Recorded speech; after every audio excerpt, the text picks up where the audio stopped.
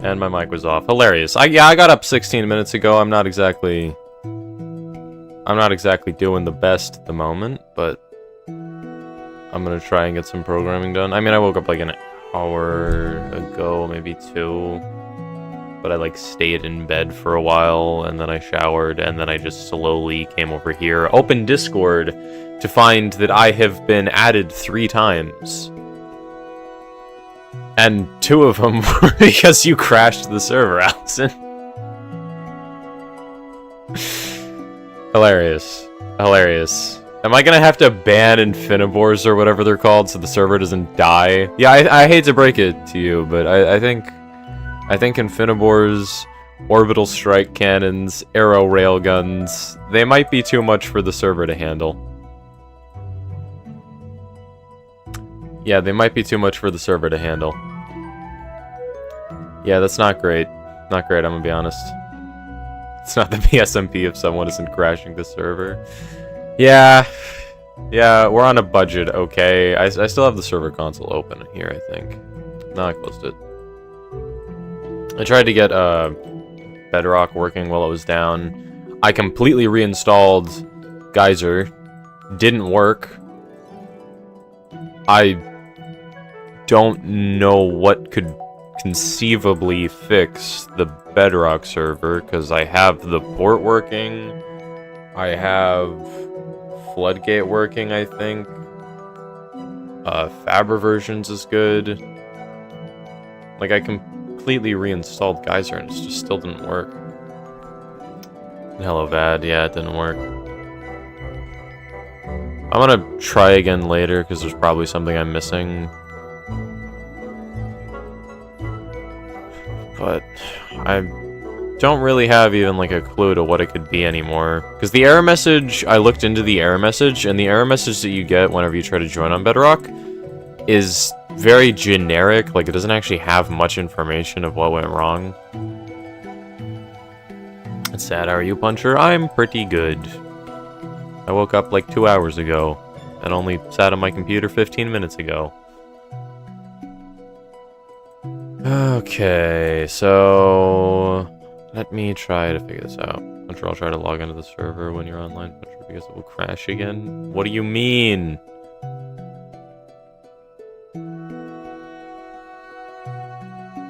You didn't sleep at all? Like, at all? Damn. Damn.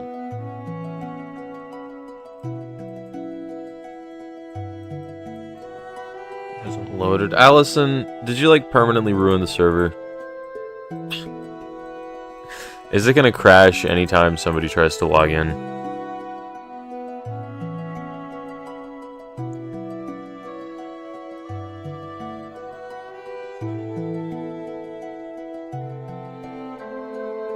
You're still there, so when someone loads it or you log out, it will crash. Are we just gonna have to manually do that like 100 times until your mess is cleaned up? This is ridiculous. Okay, let me try to remember where I was. So this is the 5 lines of code that is supposed to handle the keyword. So the keyword armor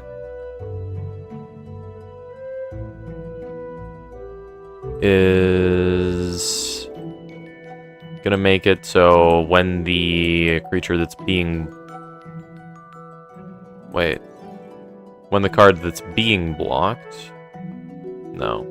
Let's see what happens here. So, this checks every card in Battlefield. So this is the blocking creatures. So creature blocked, I need to adjust the calculation if it has armor.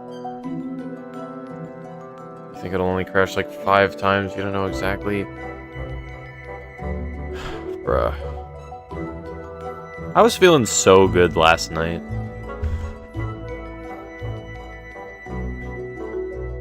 Now you're doing this. Watch it turn out you like obliterated somebody's base. Didn't you plan on making multiple of these? What do you call bees that make honey? Honeybees? I don't know. Yeah, bees.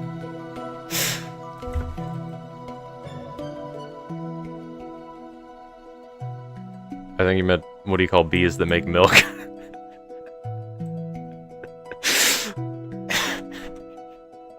You tried your best. You tried your best.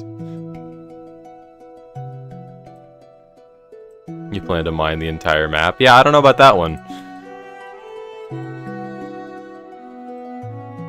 It's time to go to bed. Sebastian, I need programming help. I have no idea what I'm doing. Okay, so it gets the armor, then keyword slot goes up 1, so this gets the actual keyword. No, this gets the tier of the keyword. So yeah, this is working. This keyword slot, okay.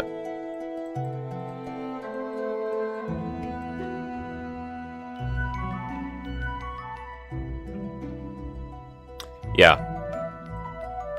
I believe this works. So these 5 lines figure out that it has armor and what tier armor is. So now we want to do this. I believe. Cam phase equals 12 is crazy. Shut up. How else am I supposed to handle it?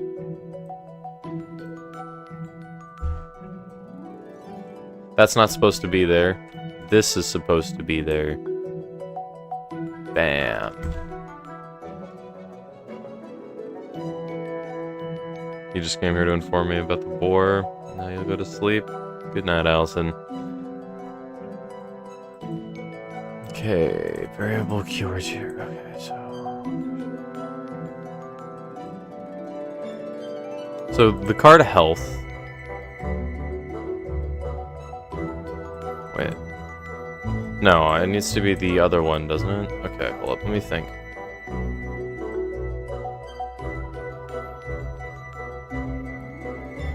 So, not health. Minus card damage. Minus. If I do 7, does it work? Okay. Oh, so I can just do keyword tier, can't I? This feels brute force-ish. Is game phase an integer that represents phases of the game loop, like drawing, attack, and blocking, etc.? Yes. So down here I just have all the phases listed out. So like 0 is the refresh phase, and then I have this, which has everything that happens during each game phase. And it happens whenever you push the button that changes them. Country YouTube is blocking your schmeckles. Why? I think YouTube is having an intervention. You give me too much money. Make it in. Wait, what?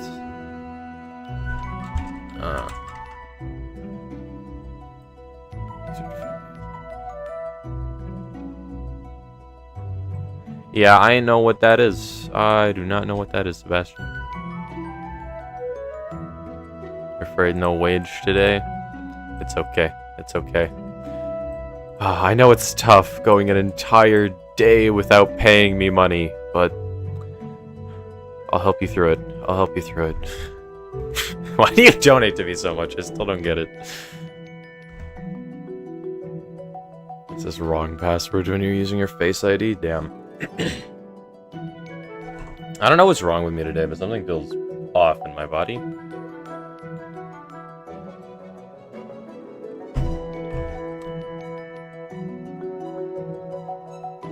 And hello, Power. Did I say that? I don't think I said hello, Power. Okay. So this is so poorly handled.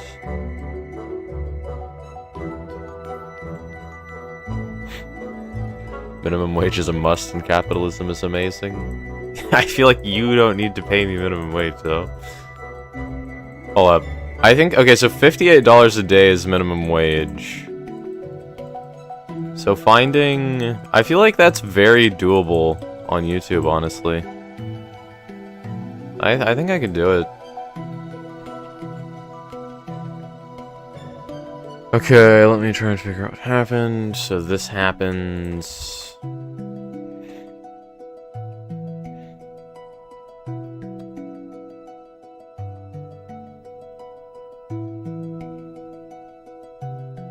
Wait, should you make max wage from now on? Only max wage shown us? Wait, what does that mean? What do you mean?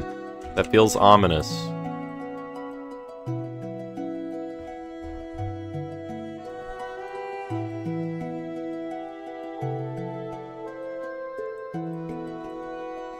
What do you mean $500? No, no, no, no, no.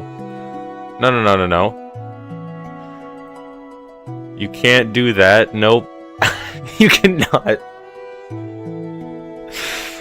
Bro, you're gonna give me a stroke if you do that. No. Please, no.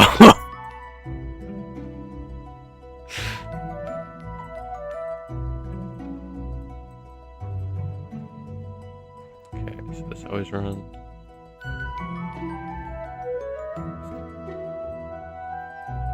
Send it to me in Discord. Okay, let me check the Discord. What does the efficiency look like? GP strip reference. If game phase equals game phase dot attack. Aw. What? Hello, Kirby guy. Now I'm playing Keep Working for Pennies. By the way, it will come one day. I won't just tell you when. You can't just leave me like that. You can't just be like, here's $4 a day, which is already, I feel like, too much. You probably shouldn't be giving me $4 a day. I feel like that adds up to a decent bit of money. And you're just gonna dump $500 on me at some point randomly. Why? Why? How's the code doing? It's not. Hold up. Let me check. Okay, my OBS.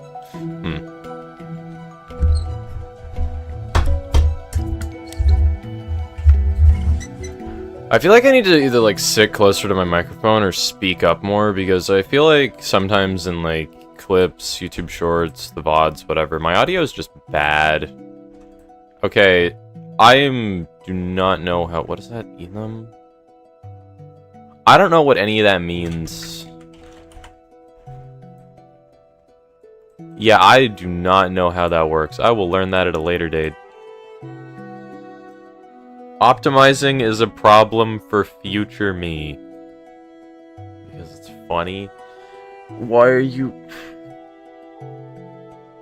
There's no way it's $500 funny, though. Mic is perfect. We can hear every punch through table. It's perfect. Wow.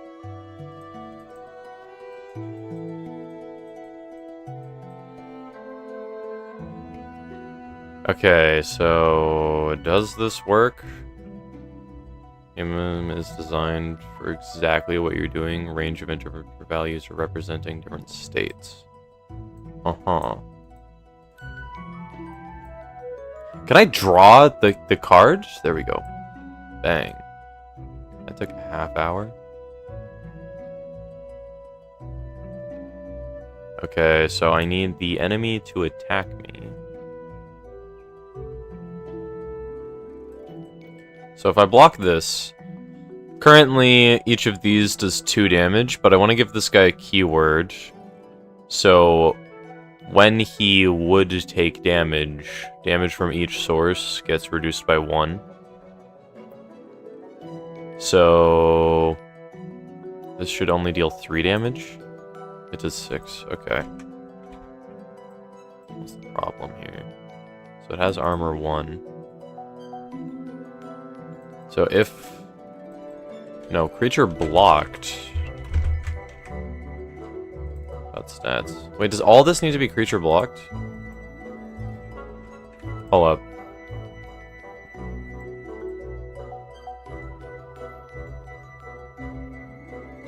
And since your backseating already isn't dealt correctly spelled as dealt, wait, what?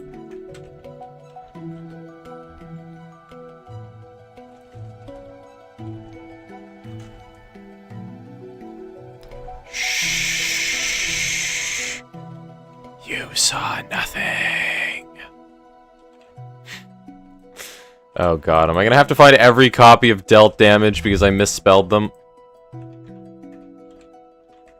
Whatever. Delta. Dealt. Dealt. Dealt. Okay, let's go in the playable script. Dealt. There we go. Problem solved. Hopefully, I swear to God, if you crash. No, we're fine.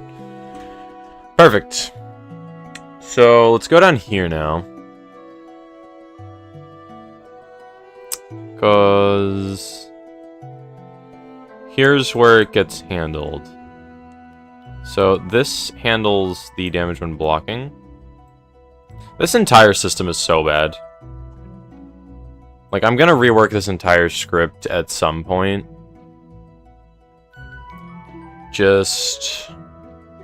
I want to implement all the effects that are necessary first. What's your plan today? So what I'm trying to do currently is just make all of the, like, I guess, baseline effects that I need.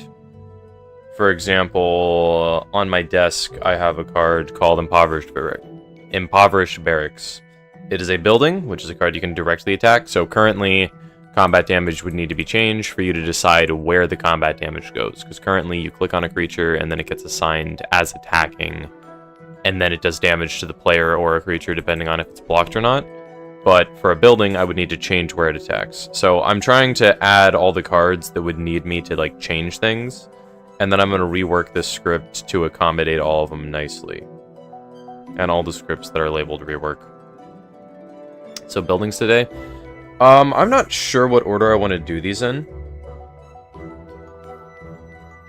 Hello,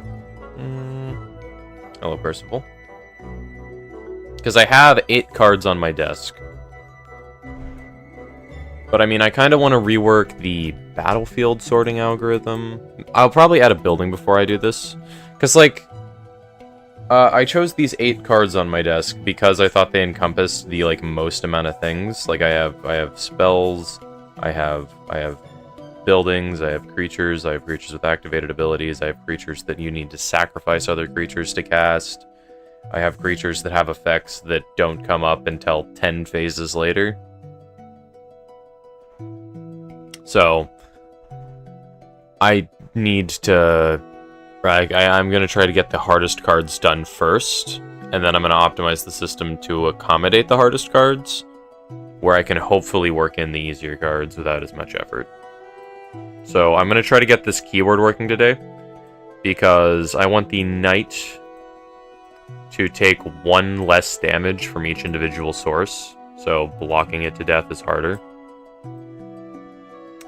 So I'm trying to get this to read the keyword armor, and then figure out what its tier is, and then subtract the creature's health by the card's damage subtracted from the keyword tier.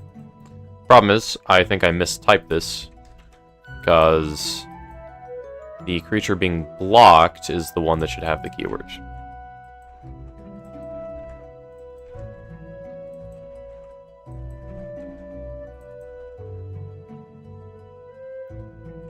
Nope.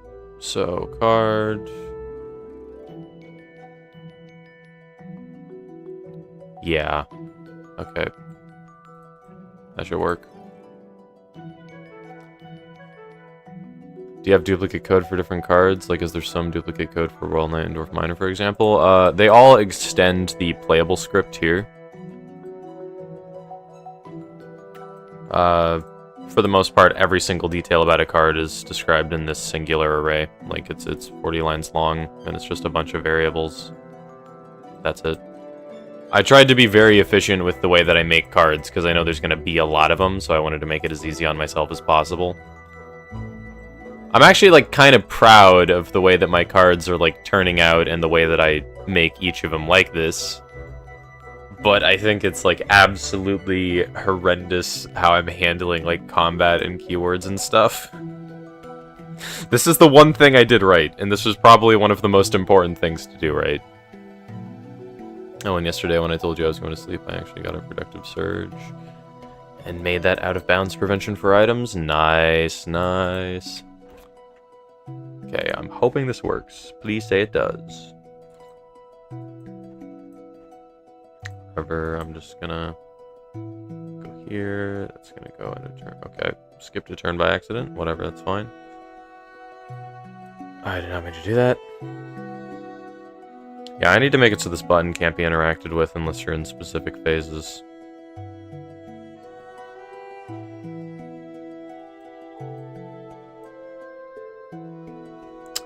And let's just put you on there. Swing, make some gold.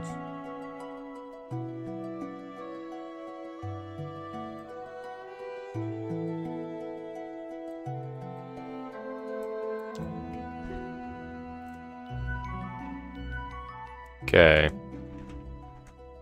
Let's test. So when I block, actually didn't need the Royal Knights out. So what I want to do is block this Royal Knight with, I'm going to say, 3 Dwarf Miners. Bang. 6. Okay. Incoming damage gets reduced by 1. So now if I block him with this Royal Knight, he should take 4 damage.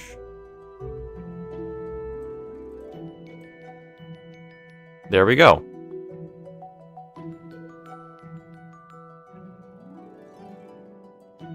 And if I go here, and then I block like this, does 1 damage. Okay, incoming damage gets reduced by 1.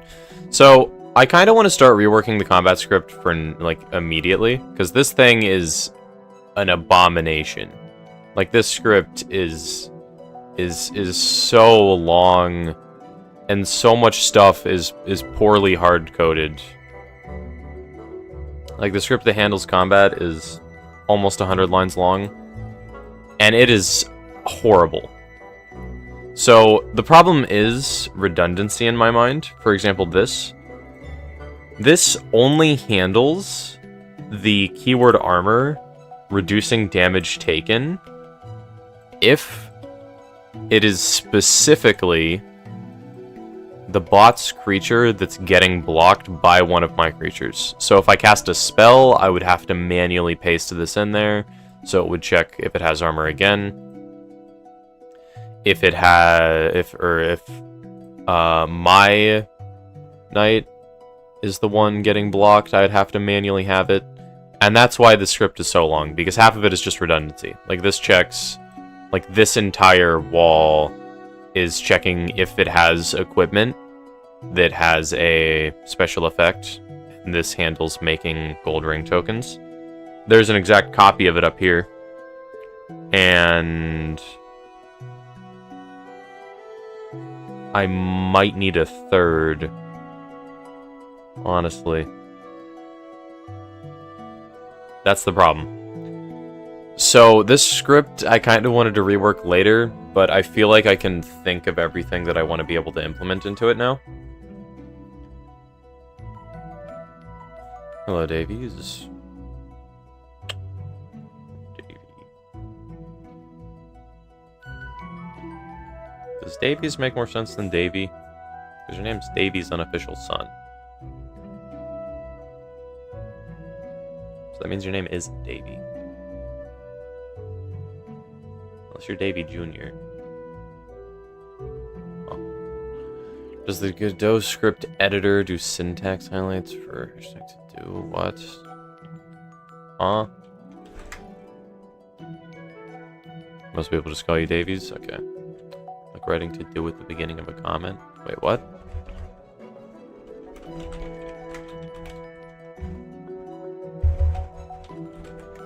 Oh. Why does it change color? What does that mean? Oh, thank you for the $4, Vad. I appreciate it. Thank you very much. Thank you very much.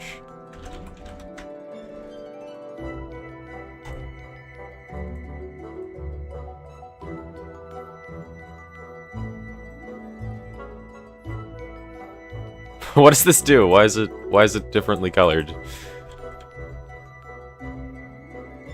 To just look more vibrant to catch your eye, bro. I have a line break in between all of them. I can tell where where these comments are. I'm not gonna forget. I'm not gonna forget. And I feel like saying tweak under hand sword. Actually, this should also probably be rework rather than tweak, because those kind of suck. Let me rewrite half my code real quick, bro. The whole situation happens a lot. Yeah, nothing in your name is an actual name besides Davies. That's...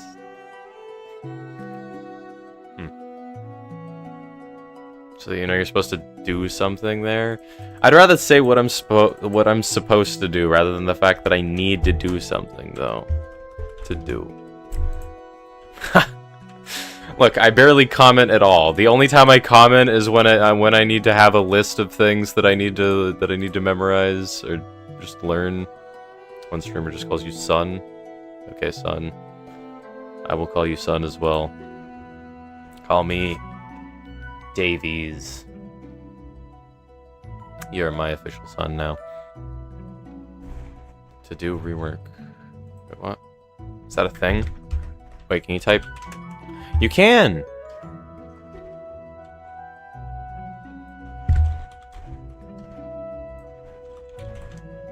Bang! Now it's brightly colored.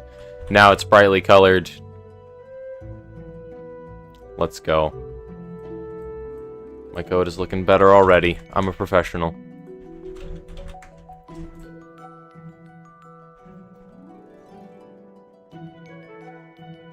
Okay, father, baby muncher. The P and the V are supposed to be switched, but close enough.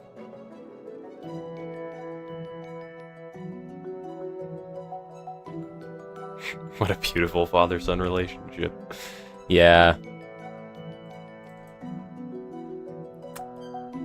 Okay. Do I... Oh, the script's 50 lines long. Dude, I need to rework something here. There's a distinct legal loophole difference. Yeah, because if my name was Baby Puncher, Twitch wouldn't like that, and they would ban me. So it's you know, Baby Puncher, which is completely unique and distinct. Please don't ban me, Twitch.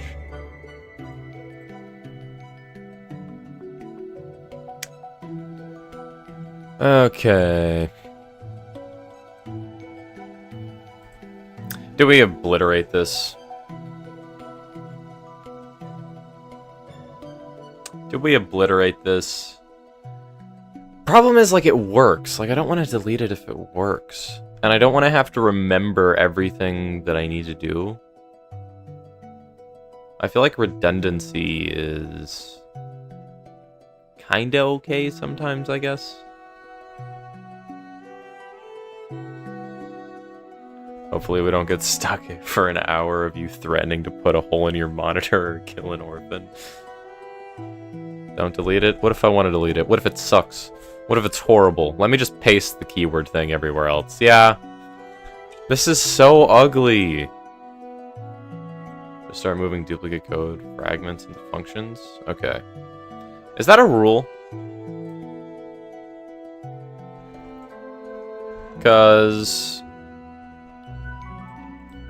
I don't really know when to make a new function rather than have something just in an old function. I kind of just do whatever felt about right. Can't wait for the next YouTube short of you breaking your desk. Ah, there will be one tonight. I want to start making daily YouTube shorts because I don't really make a ton of YouTube shorts, but it's like so good for gaining viewers. I need to. Good luck with the 10 mil follower goal. Thank you, Davies. Thank you. Thank you, son. I will do my best. I will make you proud. Usually people go by the rule of 3. If code fragments repeats 3 times, it belongs in a new function. Gotcha. If you paste bigger chunks of code again and again, it's the time to make a new function. Well, does it make sense for twice? Because this is how big this block of code is. It's like, I mean, it's... Can I copy this properly? This is this big. And it's technically bigger because all of this is also a part of it. So I feel like even though this only repeats twice, it should probably have its own function. Yeah, I feel like that makes sense. But it depends if the duplicates are long enough. It deserves its own function, even if it doesn't repeat, just for readability's sake. Gotcha.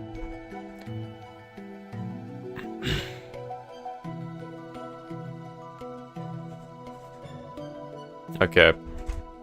Function time. Yeah, okay, let's do function check for keywords. Okay. So I'm trying to think of how I want this to work, because imagine, okay, so this is why I feel like I need to make other cards first, because on my desk, currently I have a card called Silver-Tongued Recruit. Let me read it. When this creature enters, loot.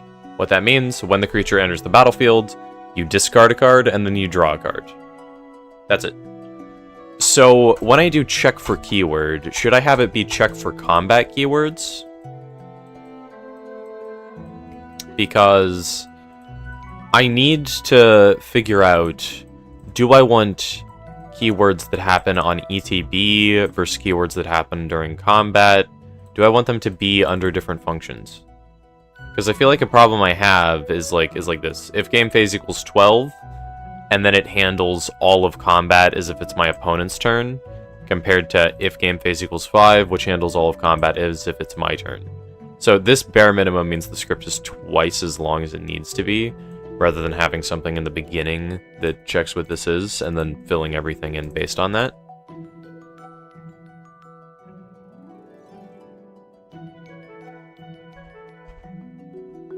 What do you want the function to 1 do and 2 return? My question is just like, when should I... Well, I don't know how to word it, because like... Is it a bad practice to have a singular function have effects that happen during ETB? And effects that happen during, what was I gonna say? Yeah, effects that happen during ETB, effects that happen during damage. Because I would have to call this function all the time and be like, okay, why are you here in the first place? But I could have, like, check for keywords when creature takes damage, and have specifically ones like armor or anger or something like that. If you need to handle different keywords differently, you can make multiple functions.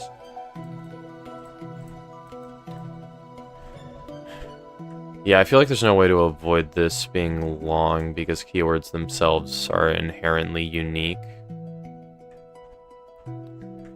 Just like, how should I divide it? Should I do like all keywords and then have it in the function detect what keyword it is and then handle it based on what game phase it is, I guess?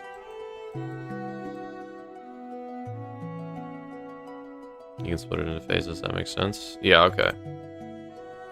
Hello, Timmy.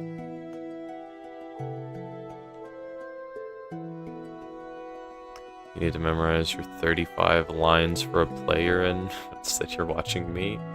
Good decision. Good decision. Okay. So here is the code snippet I have.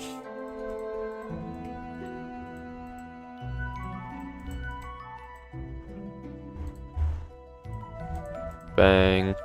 There we go. Identify a card not declared in current scope. So, this is all that needs to go here. Little Timmy is gonna give me a big hug. Really big.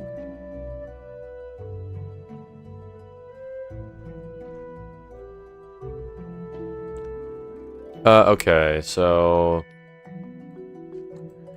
Now, but the thing is, I also need to determine some things. For example, this keyword is only supposed to do anything when the creature takes damage in the first place.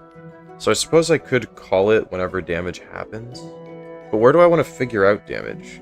Because this figures out the damage in the script, rather than the creature taking damage and then doing something with the damage. Because in this script... Alright. Hold up. Let me get a good professional level tool to help me.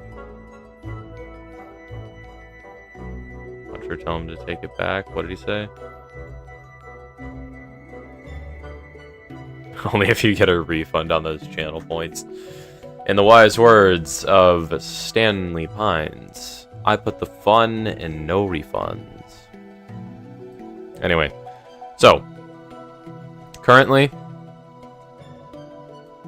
the script looks like this. So what happens is when combat damage happens, do wardens exist on PSMP? Yes. So you have the card that's attacking. Let me move all this down. Bang. And then you have the card that's blocking. So we have the entire... Okay, so what we do currently is we look at the entire battlefield. And then we see which cards are labeled with attacking and which cards aren't. So it will be like, oh, this card says attacking. These two don't. This one also doesn't. So we know this card is the only one attacking. And then it checks to see, okay, how many creatures are blocking? And then it'll be like, okay, on the enemy board, you have one creature that's blocking. Okay. And then what it does is it sees what this creature has saved under blocking. So it will be like, okay, we have this guy saved. And then it will be like, okay, wait, hold up. I need to check this real quick because I'm curious. I don't remember how I store this. Yeah, so we have creatures blocking and blockers. So creatures blocking is how many it's blocking, but a creature can't actually determine. Okay, so this checks if a creature is being blocked in the first place. But this creature has no idea what is actually blocking it.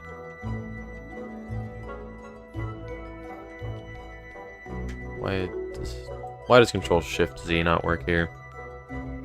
What does the blocker's number represent? It represents how many creatures are blocking it in total, because this divides the combat damage among the blockers. So if a creature does 3 damage and it has 3 blockers, it will deal 1 damage to each.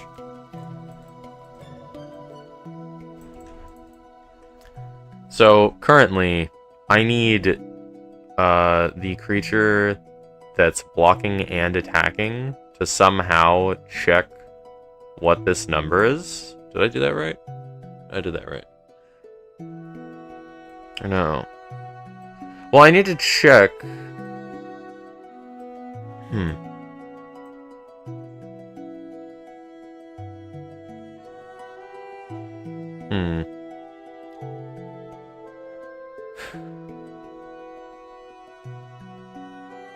Dude, this is weird. So what I need to do is figure out combat damage before... Well, no, I feel like... Yeah, you have to check if the card has the keyword. I feel like the keyword needs to be... Well, the thing is... Okay. Yeah, I need to change something. Because currently, a card can't actually tell when it's being... or when it takes damage. The health just kinda updates. Maybe it makes sense in playable script. Maybe I could handle it locally. Let me try that. So, check for keywords is still gonna have to come up at some point. So...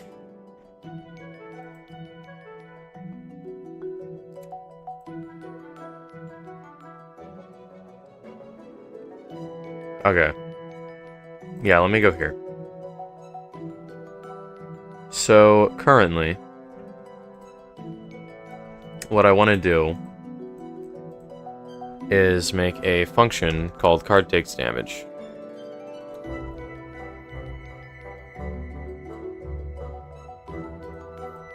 I think the anti-link detections hit you. But no, I can't use the size because it's kind of inverted.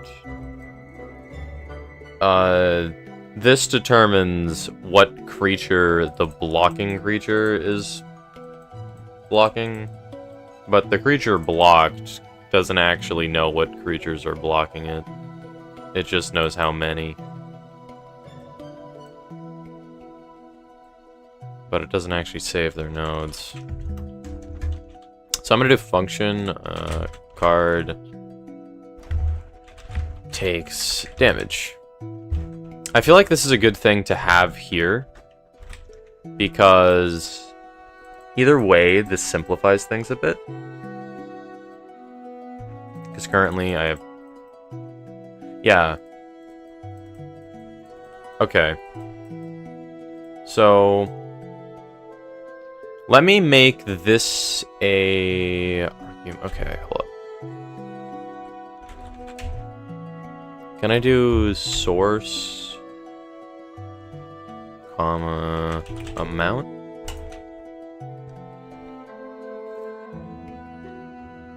Okay, well, the problem is... Okay. I really messed up in the way I did a lot of these things, because the thing about a card game is it's so, like, dynamic. Like, there are 100 different ways that a card could take damage, so making sure each individual case works the way that you want it to is so incredibly weird. So when I start hard-coding things, it gets problematic. I'm worried about making this function for cards taking damage not communicate with what's dealing the damage, because let's say something in the future says deal 2 damage to target creature. If it kills that creature, make a gold. I need that card to somehow determine if it kills the creature. And I'm not sure how to go about, like, checking something like that. Like, I can't even, like, imagine it. So, I feel like figuring out what the source is a good idea here. I don't know how I'd use that. But I feel like I should also have the... I should have source be the node, and then I should have type be what type it is. Because I want effects to differentiate from spell damage, combat damage, whatever type of damage, and, well, each other, I guess. Because some abilities I want to happen during combat, some abilities I want to happen when they, I don't know, deal damage to a player or something. I don't know how to... Yeah, I don't know how to set this up properly, though. Whatever, I'll figure it out.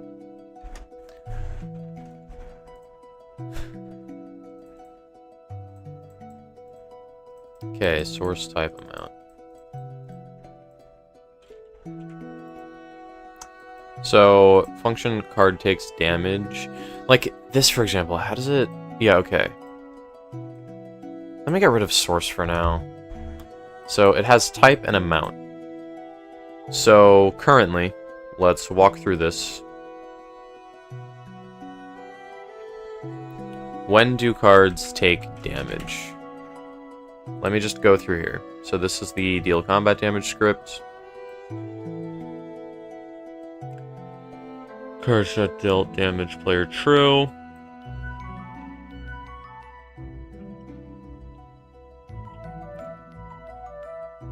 If the card makes a token on damage, then it will make the token.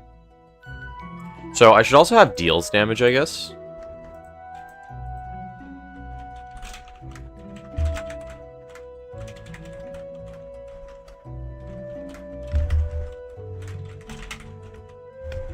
Yeah, that probably makes sense. Okay.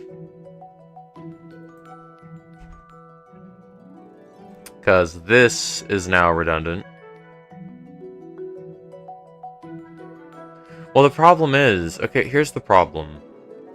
I'm not doing this properly, and that's screwing me over.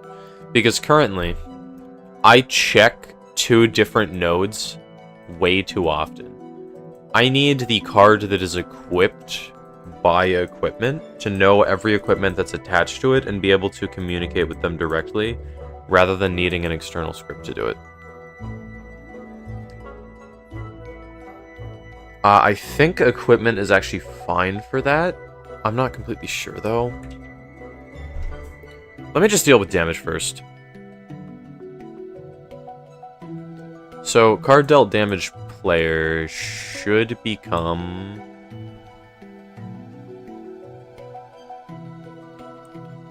completely irrelevant.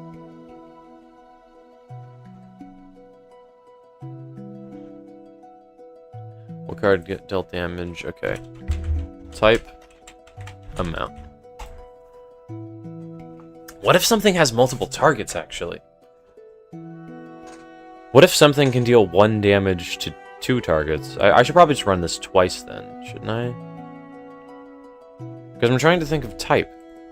Because when a card deals damage, dealing damage to a creature, a building, a player could all yield different effects.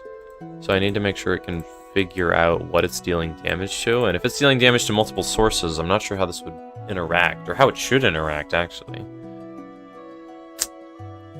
Whatever. Okay, we'll deal with it later.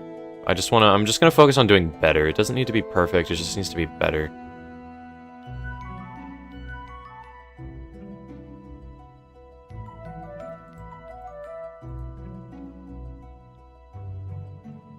Okay.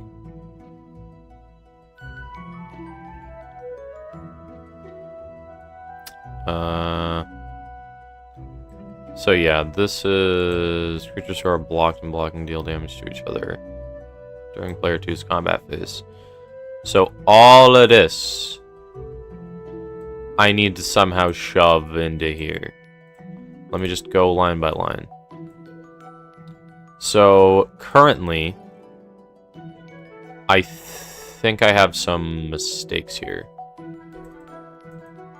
So for every card in the battlefield, it checks if the card is blocking something.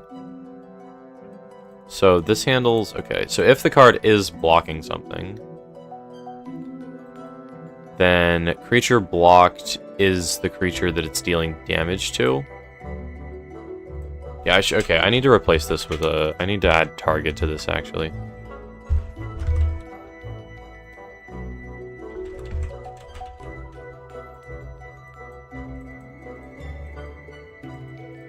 Yeah, so target would need to be the individual. Dude, I don't know. I'm worried about redundancy, but I feel like it's a good idea to give as much information as possible. Because I feel like on average that would eliminate redundancy. Like, here's what I'm thinking of. So, currently, I save the blockers under the creature that's doing the blocking. Wait.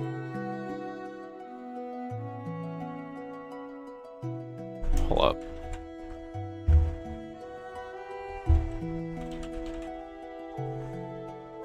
Yeah. My brain isn't working properly right now. I'm gonna move on for now. Okay, so then I need to call this. Wait, so do I need to call this function in the card? Let me think.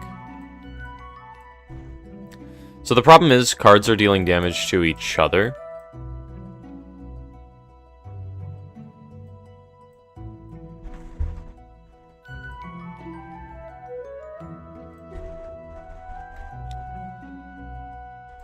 So I kind of need to... Well, I suppose I could just run these.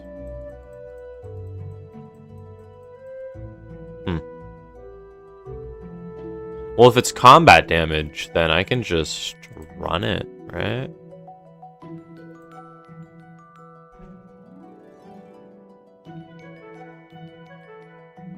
Creatures who are blocked and blocking deal damage to each other to combat phase. So...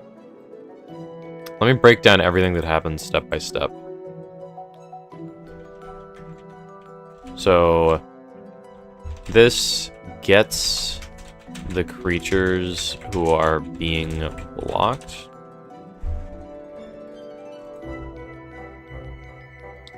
This checks if the creature being blocked has armor as a keyword.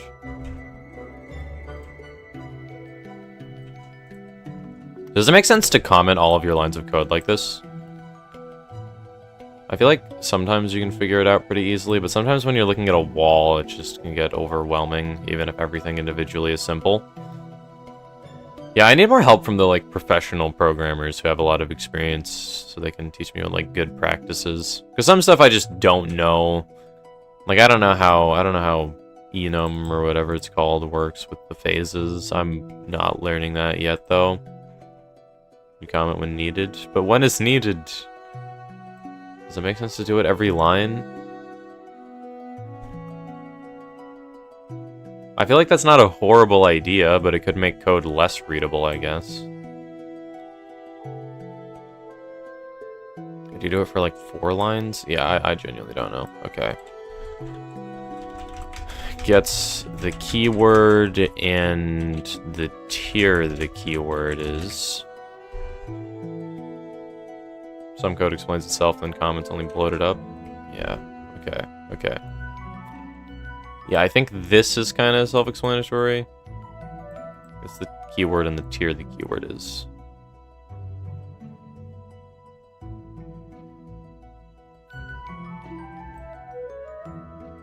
Can I just do +1?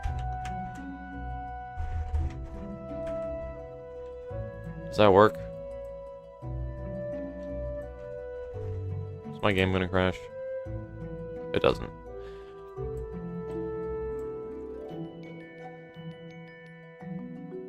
Can this guy actually play a Royal Knight? I need to play a Royal Knight to test this dude. There we go. Now he has 2. Okay, so I need to go to my next turn. Then I need to go to his next combat phase.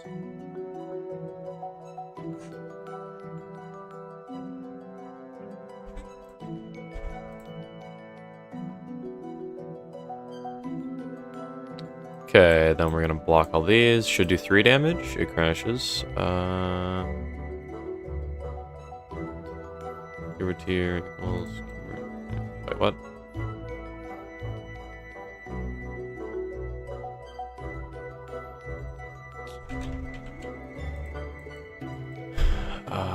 Keyword slot equals. Wait, when is this used? Keyword tier. No, that's not supposed to be here. Yeah, there's got to be a better way to do this. I'll figure it out later, though. Okay. And then it deals damage to blocked creature with armor reducing damage.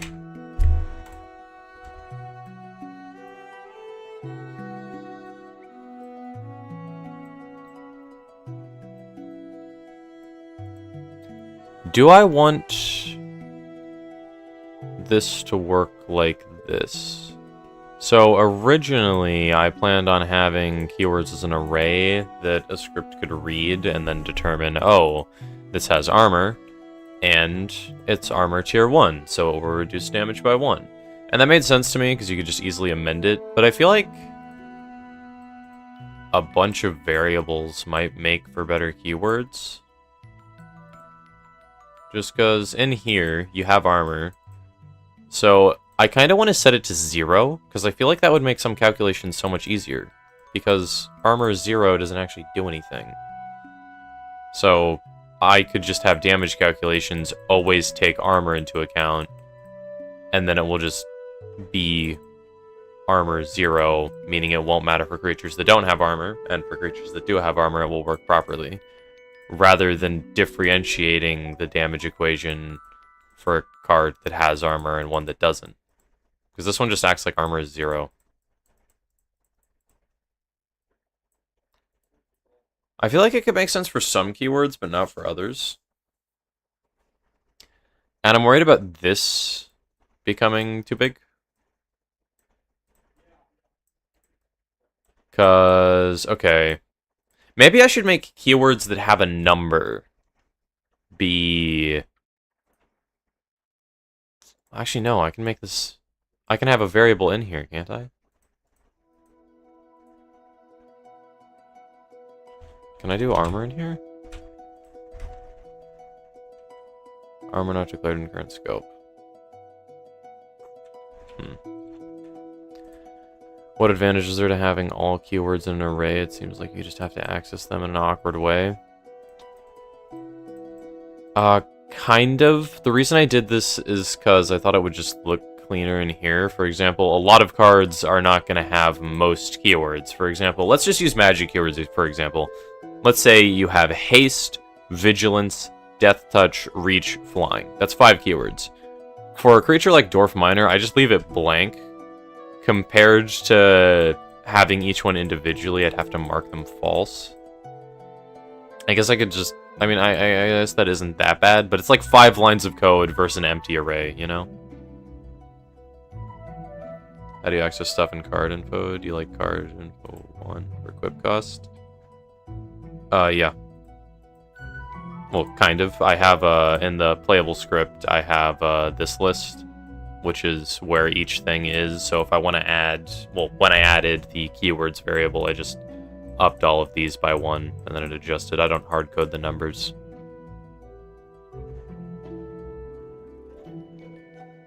But for the most part, yeah, it works like that. Yeah, that's no good. That's kind of cursed, actually. Wait, what?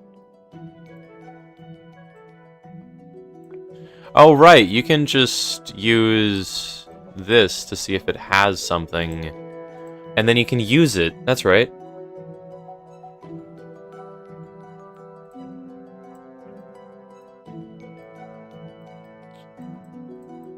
That's right.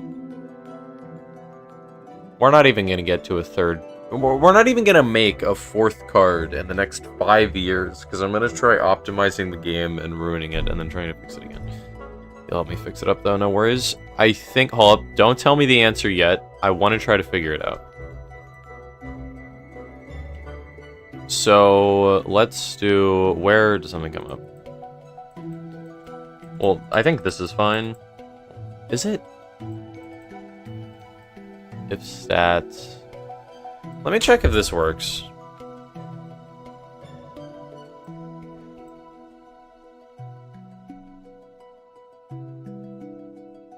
We'll now figure it out without learning something new. Let me try... Okay. Let me try to apply the principles that I've learned since I did this and see if I can figure it out. So... wait a minute. So, if stats has creature. I feel like sometimes it works, sometimes it doesn't. Because let me think. So, currently, under a card's stats, I have 3 subarrays. No, 4. Technically 5. I don't know, a lot of these can be subarrays, because Token Path is also going to be a subarray. I'm not sure how you can reference these without just getting the exact value. For something like these. Base damage stat, base health stat, and base action stat. Let me see if I can figure that out, because that all gets assigned in set base stats. So it equals stats, base actions variable. So, in each individual card... Yeah, how... Okay. So how would you go about getting the exact value without hard coding or referencing a variable that has the number?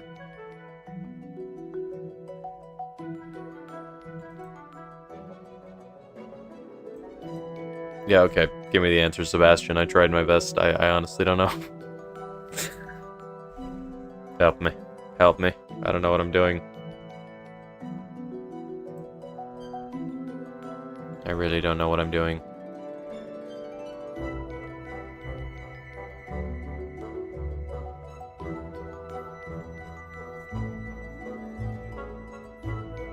Okay.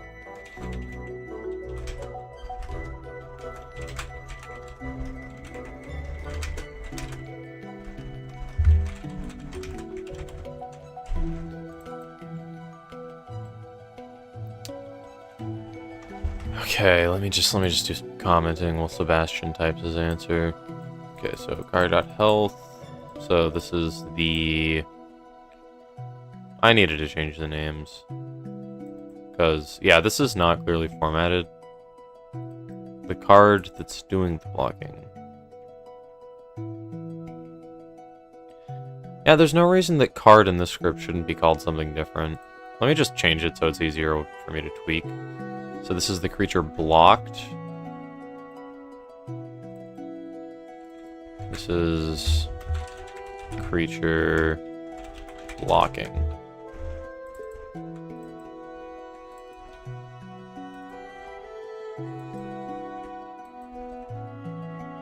Bam.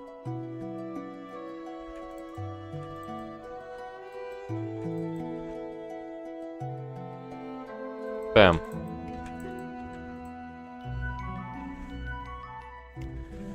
Okay. You're working on it, but it will take a short while because you don't code in GD script. Gotcha. I mean, this was the first solution that came to mind because I can just alter a single list and every single reference to these will get switched out. Yeah, I'm not sure what a better way to do this is, honestly. Without just telling it what value to look for.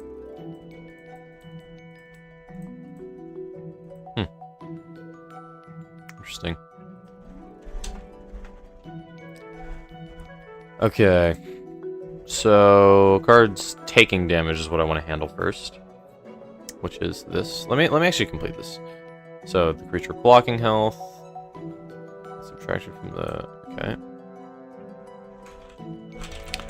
Creature blocking, it takes damage by the blocked creature divided among the other blockers.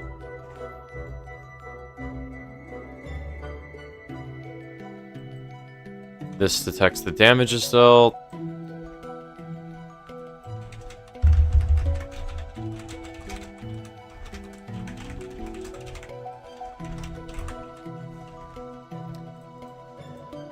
Okay. Yeah, so this is everything that I need to put somewhere else. So let's see if we can figure it out. Let me try to get something that does the exact same effect. So this checks if the creature is blocking. And then we're gonna run the blocking script. Or no. Do we... I guess we should get blocking damage as a type. Okay, what do I want type to be? So, amount, obviously the number. Target, I'm probably gonna have be a reference to the node that's interacting with it. I don't know if I'm gonna use that, but I will have it. Because maybe I could run card dealt damage.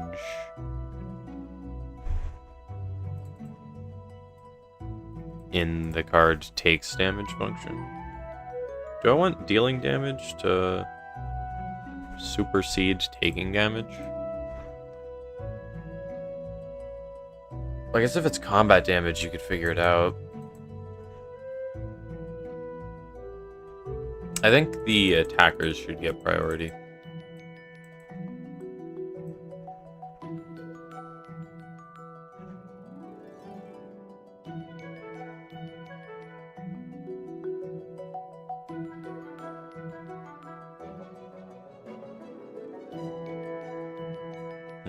Okay.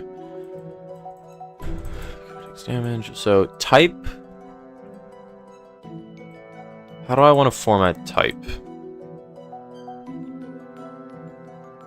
Like the problem with, okay, the thing that trips me up in programming the most has got to be just the fact variables exist. Because they're just, like, arbitrary. So I have to figure out exactly how I want to use type and, like, what information I want it to have.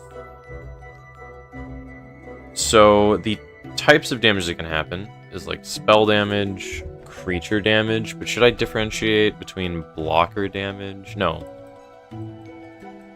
Should I?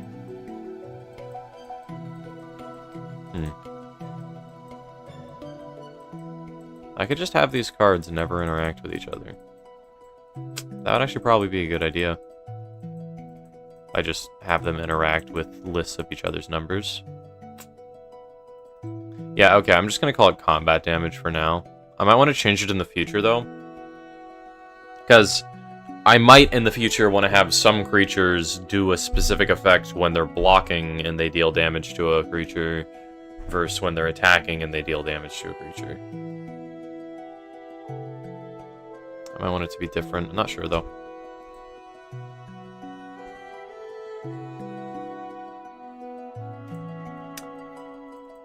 So, okay. Let's go through this. Let me comment this as well. Okay. Checks every creature in the battlefield to see if it's blocking.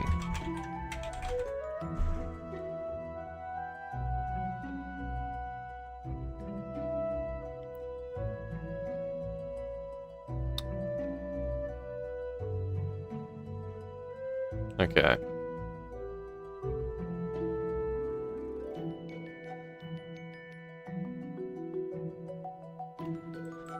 So, variable creature blocking. Okay, so yeah, this gets the creature that's between the blocking. Okay.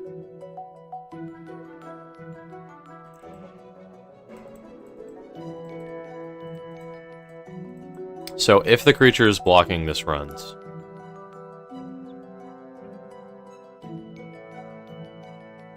Which script has the keyword array? Playable script? Yeah. Because, I mean, this... Well, both, kinda. Each card individually tracks its own keyword array, but playable script has the stats array, which has the keyword array in it. It's a sub-array.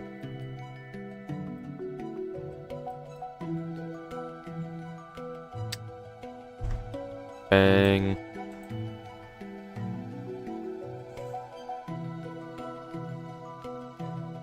So... this is useless, because if it doesn't have the armor keyword, it should be the exact same.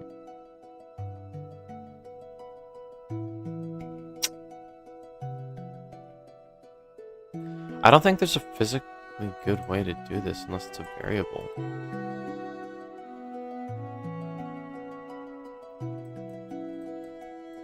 Okay, should I give some keywords special treatment? Because some keywords, like Death Touch, you need to check if the creature has it. But other keywords like Armor, it does work perfectly fine if it's just an integer.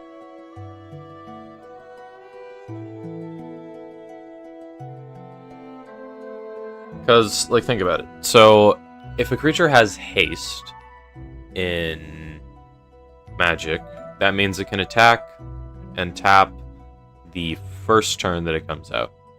That is something that the card needs to read, because if you play the card and it doesn't ever check, it won't really be able to tell. But something like Armor, which reduces incoming damage by 1, no matter what, you can use Armor in damage calculations. And it just equals 0 if the creature doesn't have Armor, and then it reduces incoming damage by 0. Like, does it make sense to give every card, I guess, like a phantom keyword? Like, tier 0 of the keyword?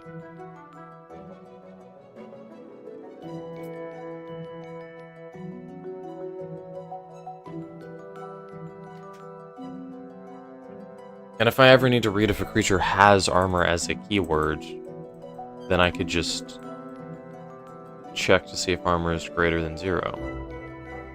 Yeah, I feel like armor deserves its own keyword. Problem is, that means the card info stats array is gonna get abominably long because I'm gonna have to fill in armor each time. Whatever, I feel like that's fine. I feel like that's fine. Keywords, armor. I feel like keywords is gonna have to be something different. So, gold ring, bang, keywords, armor. I'm doing it. Discord. Alright.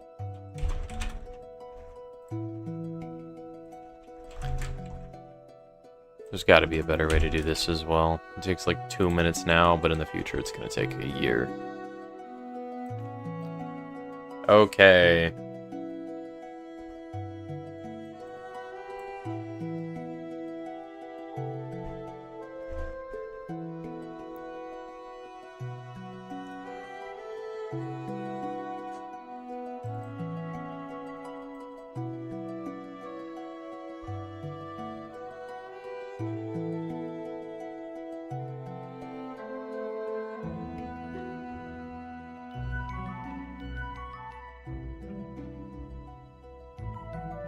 I'm confused. Alright. So let's figure it out.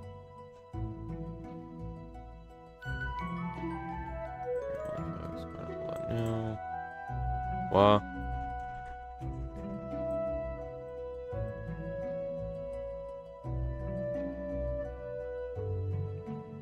Okay, so this is what I was given. Let me just find a spot to read this. So, class name, card info. I don't know what class name does, I'm gonna be honest. So variable casting costs and what does this do? Okay, so I'm just gonna have it go down the list, am I? Huh?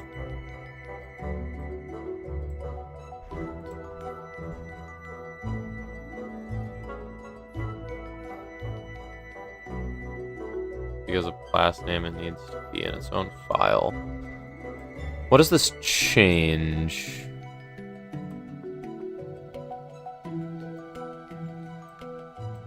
Okay, so casting costs and input costs in. I don't understand.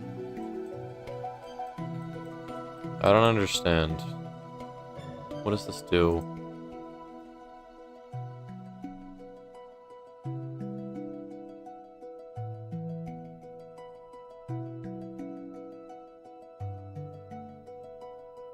You give it all the properties you'd otherwise put in the card info array. But why? Confused. What do you mean its own file? Wait, what?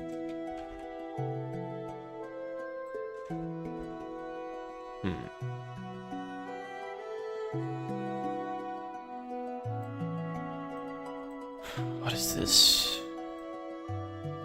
In casting costs, the way that I have it working currently, it needs to determine what the cost is. For example, this costs gold, but I want this to be able to tell if something is like a sacrifice that it costs, for example. So I kind of need this to be a subarray. I'm confused what this does. Function init. Expected parameter name? Huh?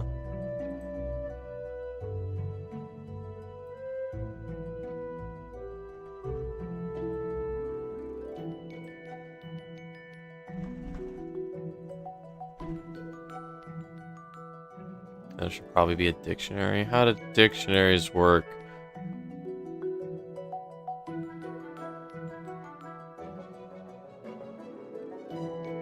Oh god, I don't get how any of this works, bro. Equals equip costs. Was this supposed to be here or in the playable script?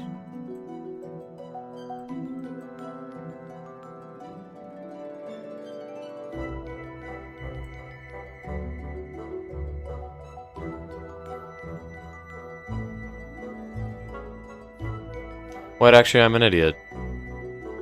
How did I not realize that assigning each of these with the slot they are in the array is actually card info stuff in its own script file, huh?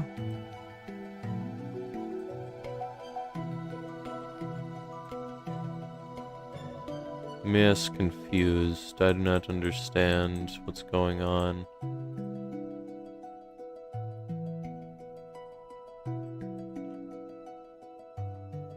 Sleep and your cat is calling you. Good luck on the coding, you guys. See ya, youngster. I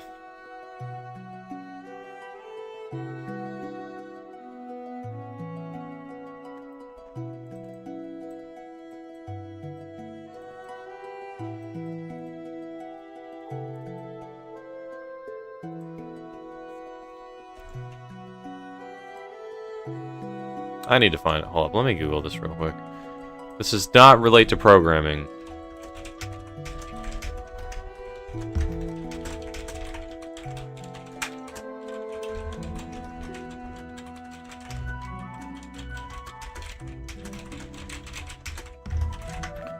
Sometimes the taskbar doesn't come up unless you press the Windows key. And I don't know why. And I want to fix that. That bugs me.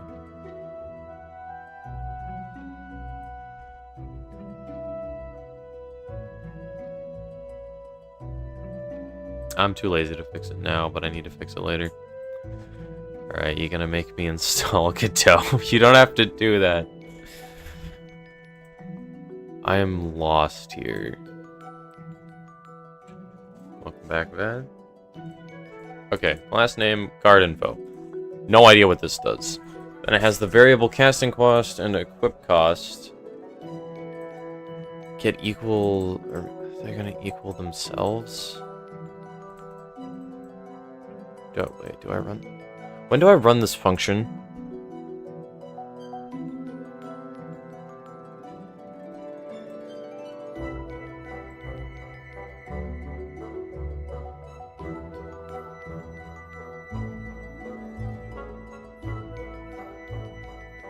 I have links disabled on Twitch. Hold up. Let me go take a peek. It blanks it out.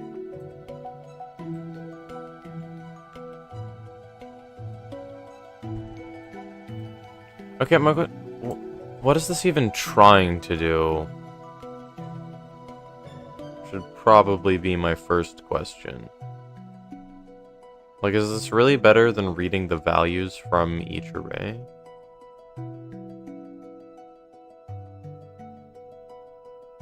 Because all these values get assigned to this array. Like, I'm not really sure what the goal of this is. Can we gamble already? If you guys want to gamble, you're allowed to.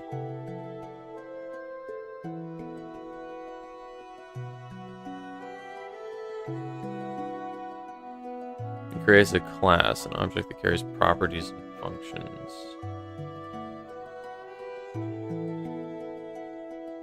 Is that...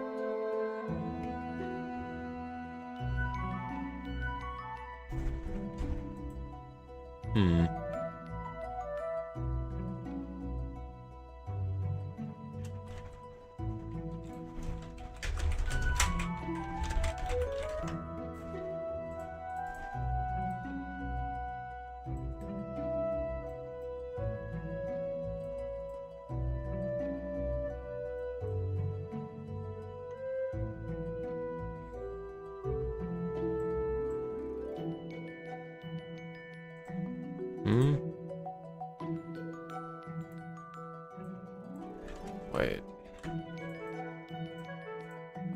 So it needs to be its own script.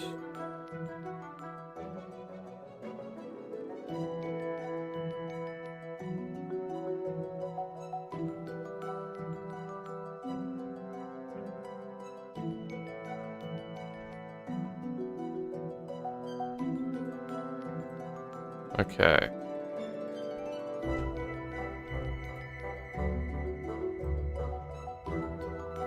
What should I call this?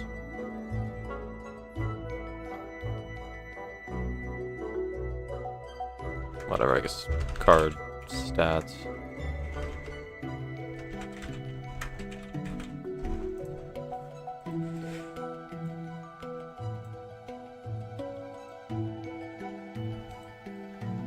Bam.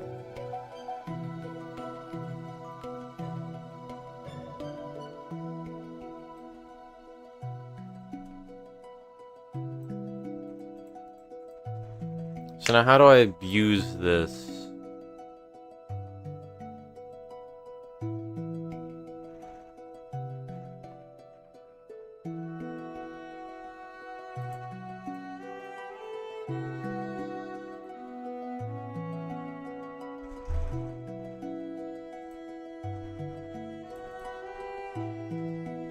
I don't know why Royal Knight keeps going all the way to the bottom. Go up there.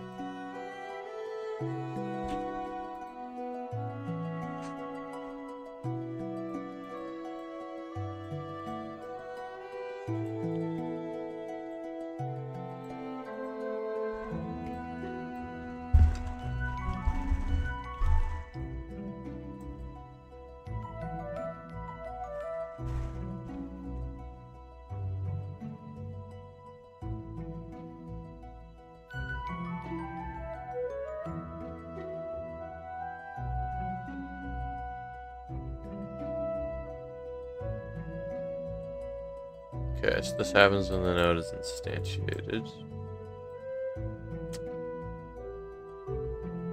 And what data do I give this? Because you only put casting cost and equip cost. You had ... so I'm assuming it's supposed to have everything. What I don't understand is how I can make this more efficient. Like, physically. Because in my head, I'm imagining bare minimum, what I need to do is take each individual card. I need a list. I need a list for every single unique thing that it has. And I need what they are. And then I need to read them and know what slot they're in. Okay, what class is good for... Instead of this variable, let me just see if I can. Okay, there we go.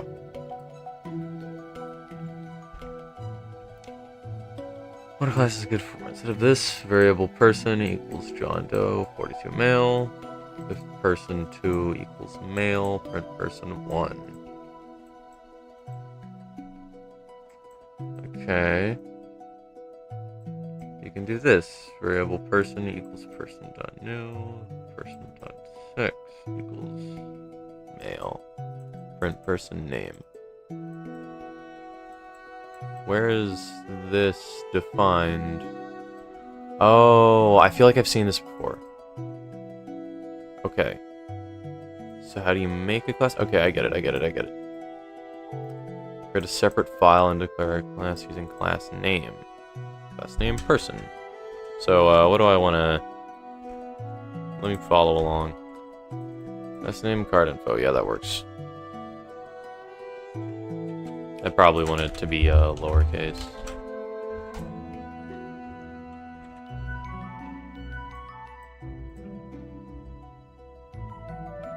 That's just my preference.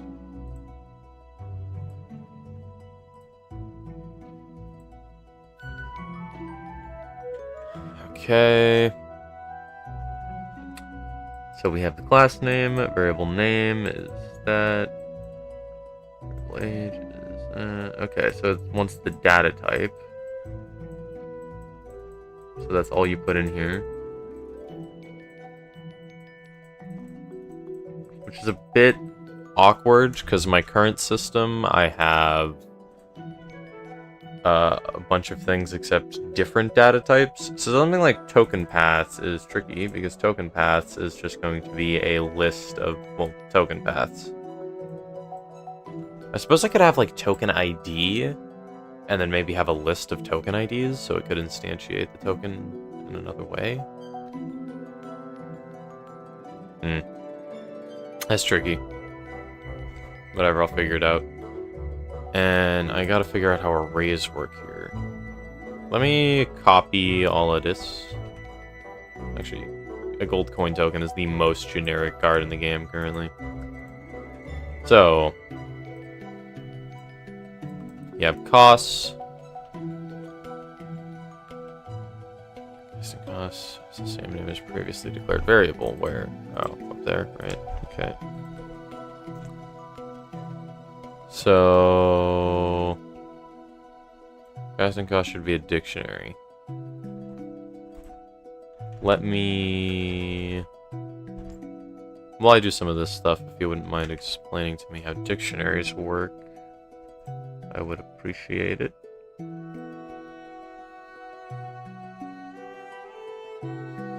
The init function doesn't need to have all this stuff. Interesting. So this is self.casting cost equals a quick cost.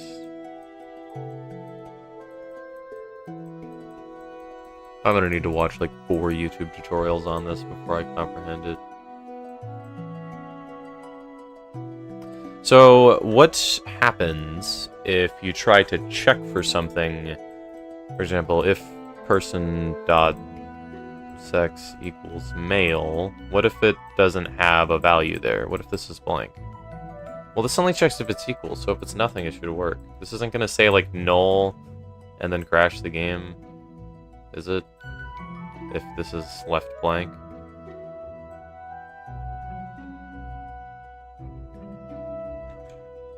I don't think it would.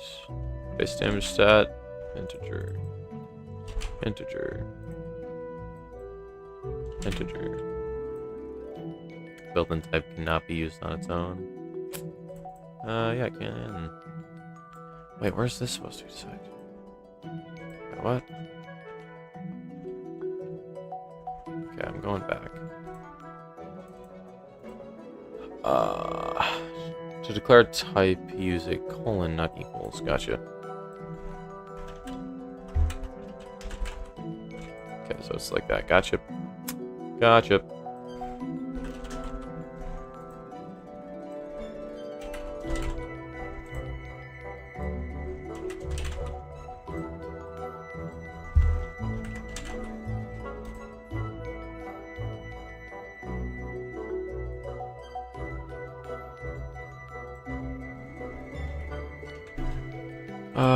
How does activated ability work? It's just true. It's a binary state. I might want to make it... Yeah, I'll make it a bool for now. I might want to change it in the future, though. ATP effect. Cool.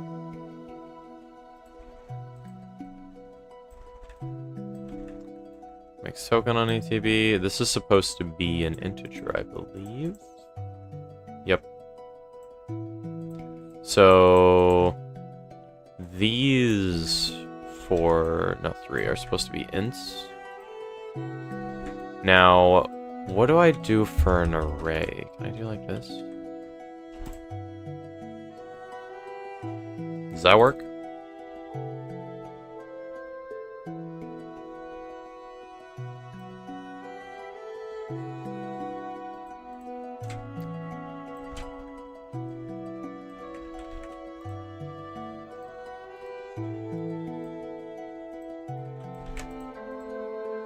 Okay, seems to work. Okay, so we have 2 types of keywords. We have, I'd say, bool keywords should go in here, and then integer keywords should go in here. Actually, keywords that... It should probably just be keywords that are normal if they... Or keywords that should always be used regardless, because if they don't have them, the math is identical. Okay. Is token, that needs to be a bool. Type needs to be an array. Same with subtype. Bang.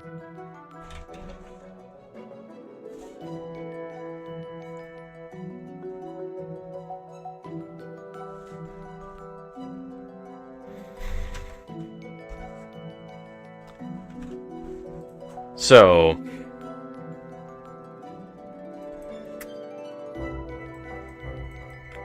villain access property 0 on type pool.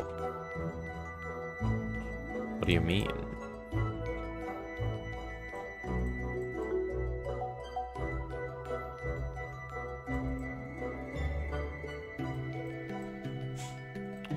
Yeah, okay, whatever. I'm way too lazy to figure that out. Another tutorial incoming. Let's go.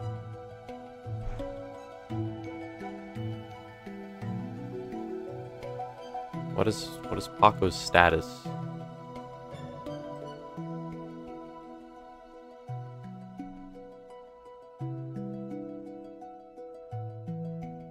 Some quote. Okay. Dictionary time. What is a dictionary? It's just a data structure that lets you access values by keys.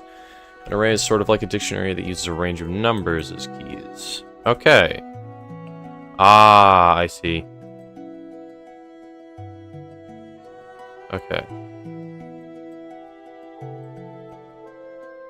So, does that mean that dictionaries are better for predetermined stuff? Because if you know every single thing that you're going to have to be dealing with, you can just have it here. Well, actually, I'm not sure. When do you use arrays versus dictionaries? Like, I guess my question is, why are dictionaries better here? Because... well, no. Because I know why they're better. You're right as usual. Because you can just reference gold and then get the number that it is, which is so much easier. Like, this is so much simpler.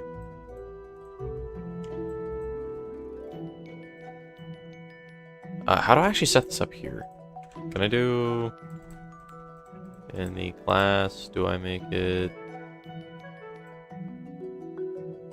I need to change this to, I don't know. Actually...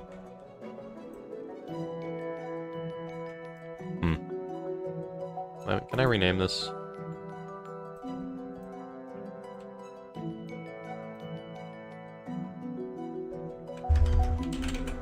Info. I need it to be coherent. It's called card info at the top, and it's now called card info down here, okay? It's good. Because, like, the thing that's tricking me up is, like, when are arrays better than dictionaries, then?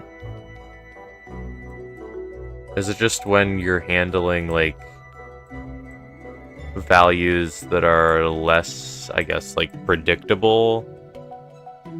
I don't know if I said that right, but I mean, like, if you're handling a bunch of nodes, collecting them in an array is probably better than using a dictionary. Let me try to figure it out. It's values by keys. Yeah. So if the names are predictable, I'm assuming that a dictionary is better. Arrays are better when you just need values and there's nothing that you'd use as a key. Gotcha. Okay.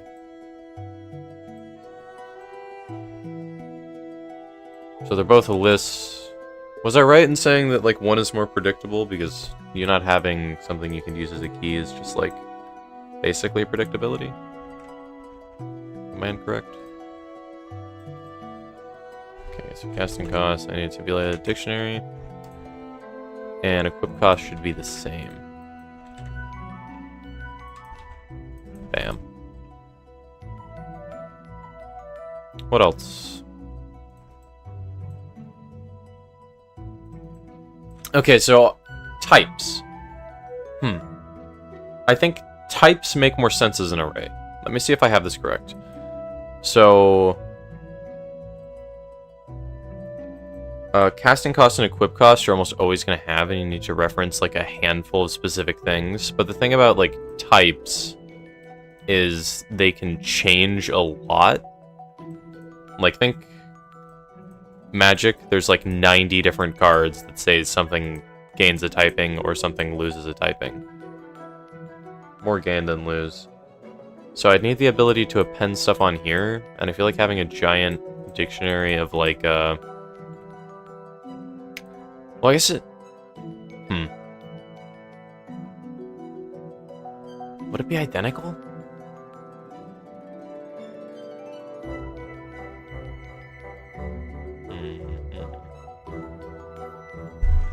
Okay, I'm gonna come up with a little list of things I need to learn. I'm gonna just type them into my search bar and hope I remember them.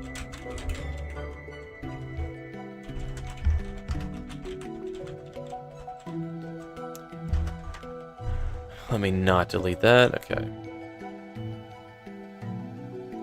Because, well, theoretically, I could just key these. Because the only time that creature types really matter is when something needs to check if the creature type equals true or not. Or if it has the creature type.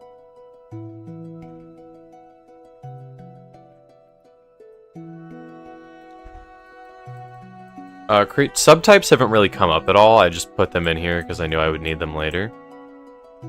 Why is this triggered? Variable card info has the same... Oh, same name as global classified card info. So it would need to be card stats then, wouldn't it?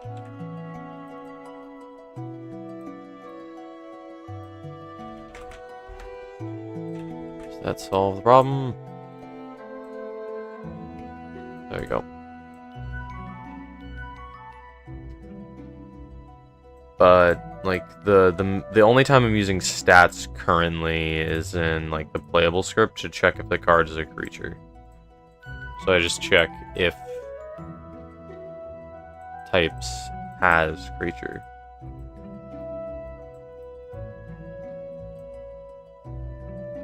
It would be simpler if it was here. Yeah, I don't think that needs to be a dictionary. I think equip cost and casting cost makes sense.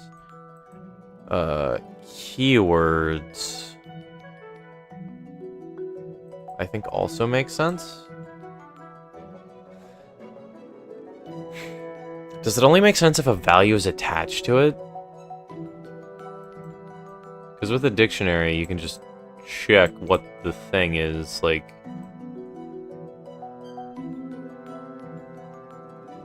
Could it be a dictionary that has armor in it? Because you could just use armor in the calculation. It's the same as a variable here, isn't it? Well, I guess it would be just more orderly. Does keywords make more sense to be a dictionary?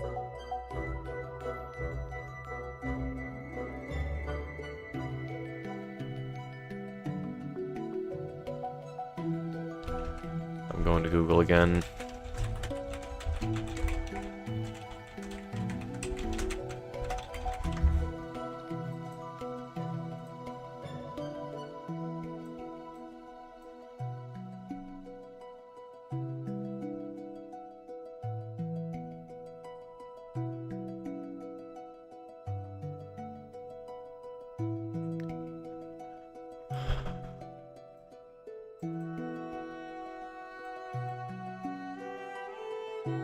Okay, yeah.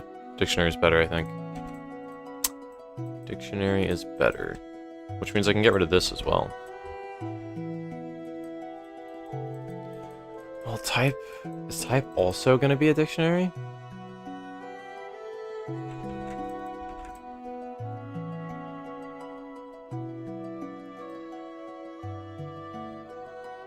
Yeah, okay, so... okay. I think token paths is the only one of these that needs to be an array. Because keywords I want to reference by name, same thing with type and subtype. So I think these three being dictionaries make sense. But token paths I want to reference specifically as a number because these three variables reference which one gets made at a certain time. For example, makes token on ETB is an integer because it wants to refer to a specific token in the token paths array. I think that's better. There's probably a 15 times more efficient way to do this that I can't think of, but I think this works. So now... Where do I go from here?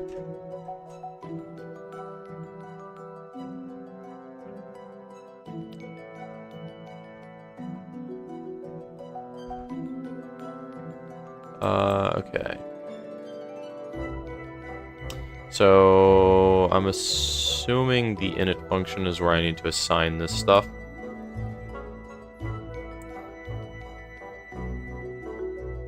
Okay, let me see how far I can take it.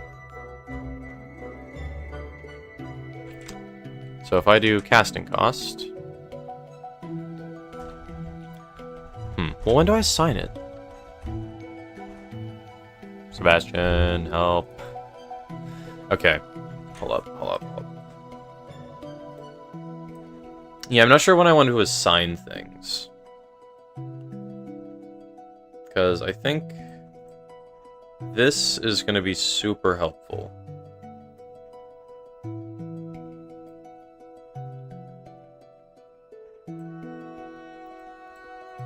So, how does self work? Do these need to extend the class? How do I make something inherit a class? I know that's a thing. I'm just not sure how. To Google how to make a node inherit a class and good help.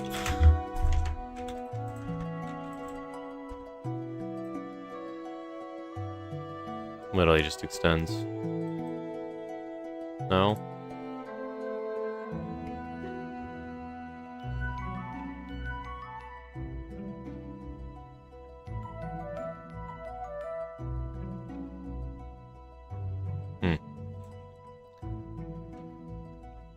Inherit with extends. Gotcha.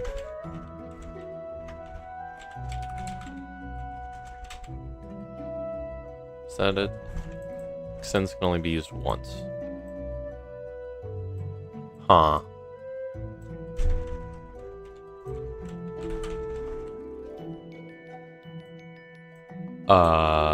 What do I do here? Because this is what decides how the card moves as a whole as well. Can it extend both in some way?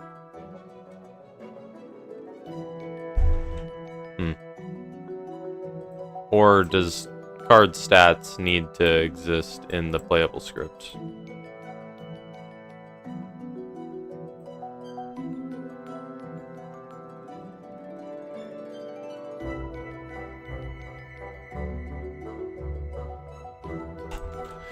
Not sure. Not sure.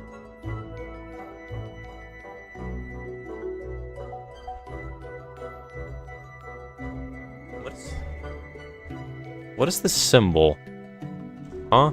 I can't zoom in, but I want to... What is this symbol supposed to be? It looks vaguely like a knight helmet from here. Or is that a duck with a hat? I'm getting distracted. Yeah, okay. Let me Google this. Can I make a node inherit another...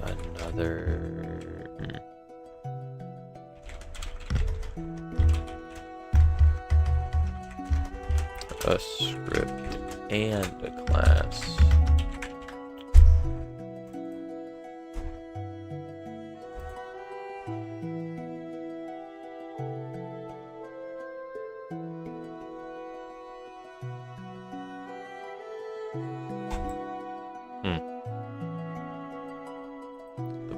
Is that what this is?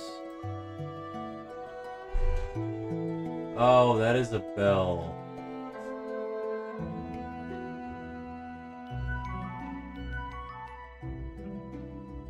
I don't know how I saw that as a duck.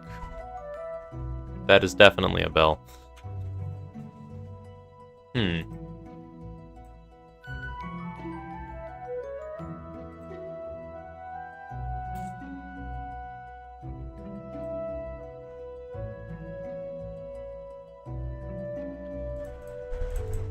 Wait, how do I use this data?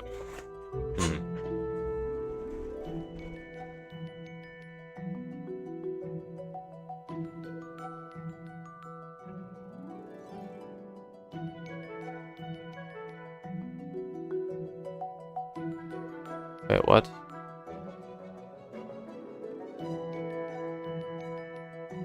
You're questioning my competence?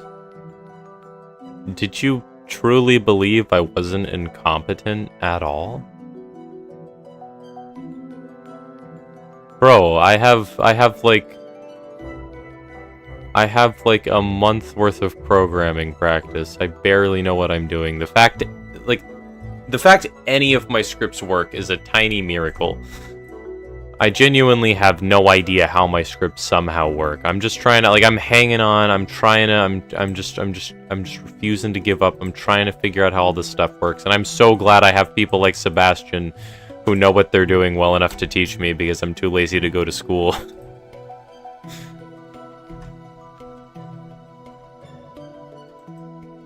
Enum tutorial. This is, wait. Huh? When do you use enums? When there is a fixed set of states for something. For example, sex, male, female, game phase, draw, attack, block. Cost type, gold, blood.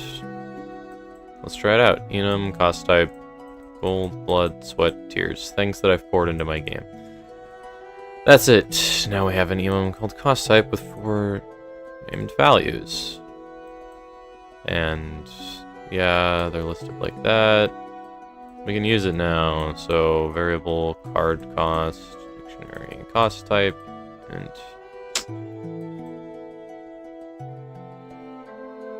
so that goes here.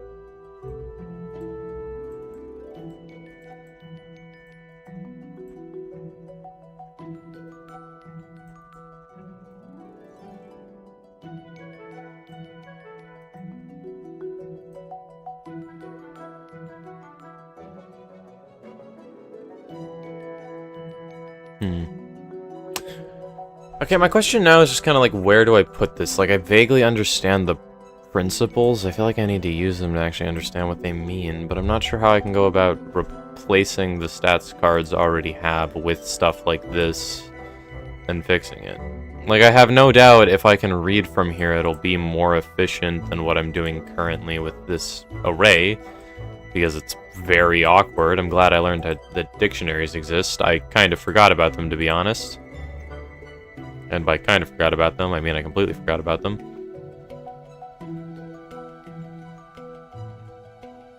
These should also be classes, shouldn't they?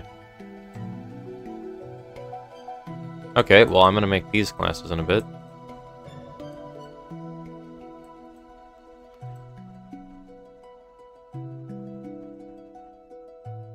Let's see what the best syntax for initialization is. I'm gonna be honest. I'm gonna Google what syntax means real quick. Syntax. The arrangement of words or phrases to create form sentences in language.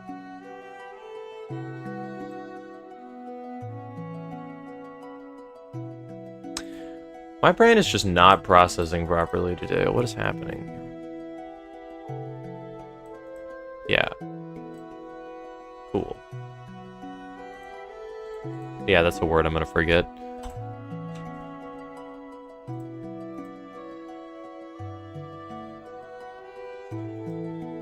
It's literally just a synonym for grammar.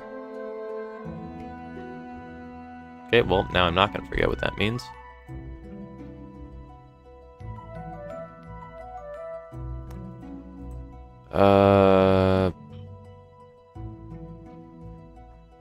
I don't want to change this around as is.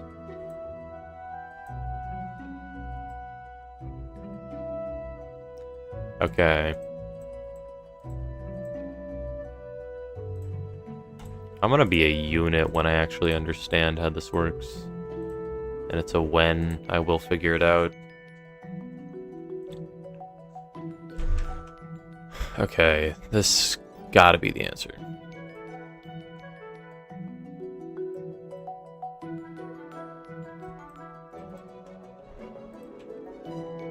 Okay. Back to Google.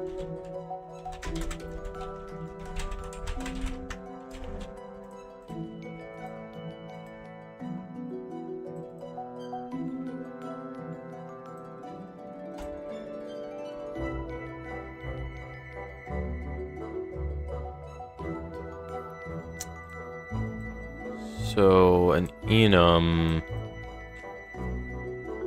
There's a fixed set of states for something. Gotcha. Okay.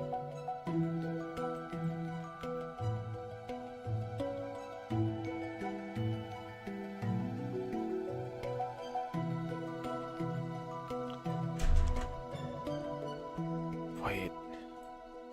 Yeah, I'm still kind of confused what some of this means. You know, cost type. Hold up. Is that... Let's go here.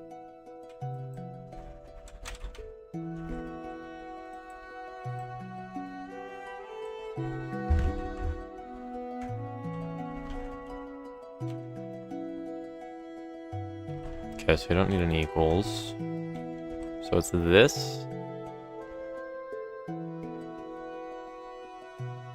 Gotcha. If card... Wait, if card underscore cost has... Okay, so it determines if it has it. There's gotta be a way to determine what the value is pretty easily. Actually, I'm guessing the variable would give you the number.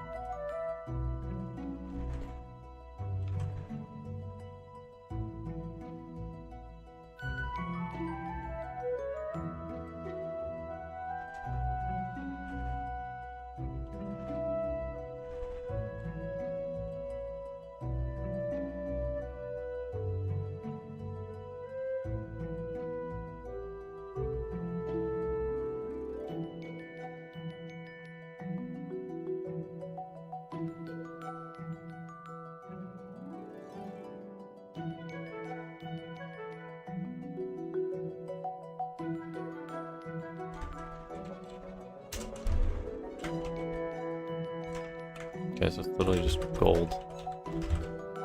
Is that literally it?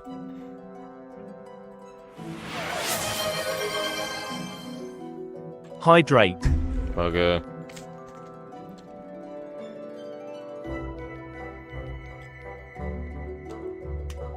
Delicious water. Delicious. Very good. Okay, so equip cost should probably follow the same pattern. Yeah, I'm still not completely sure what enum means. I don't know. My head cannot figure it out.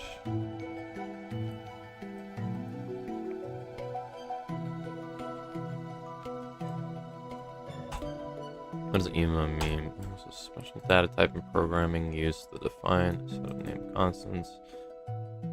I'm going to the Godot docs. Teach me. Or the forums, whatever. Sure.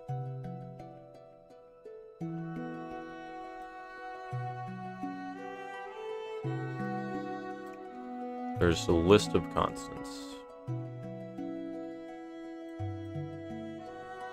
So it checks if it has it.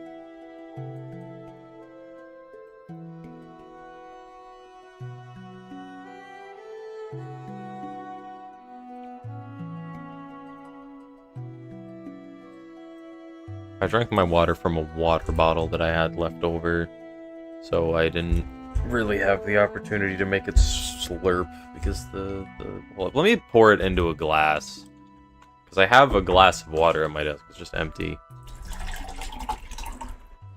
Okay, now I can slurp my water. Hold up, let me give you a proper slurp, love.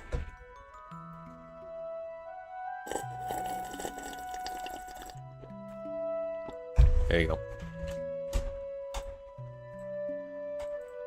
It's just a bunch of named numbers. Sweet. That seems super useful. How do I define things in card stats? Wait, I don't know how I define things in here, because I'm not sure how to make it extend this class without getting rid of it extending the script, which is necessary for me to, like, actually pick up and play the card and deal with calculations and stuff. Like, this is where everything relating to a card happens besides the things that make it unique.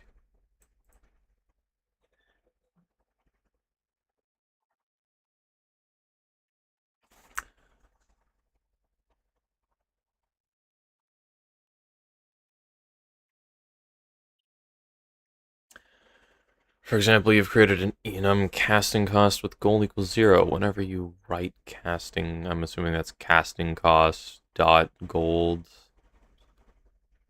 It boils down to simply 0. Okay. Okay. Gotcha. Gotcha.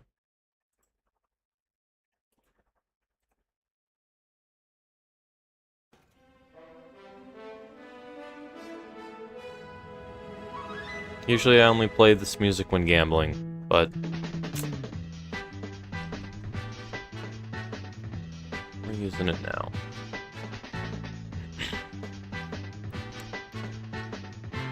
Okay. But gold has actual meaning, unlike 0, that's why we use enums. Gotcha. So it's like a variable, but just better.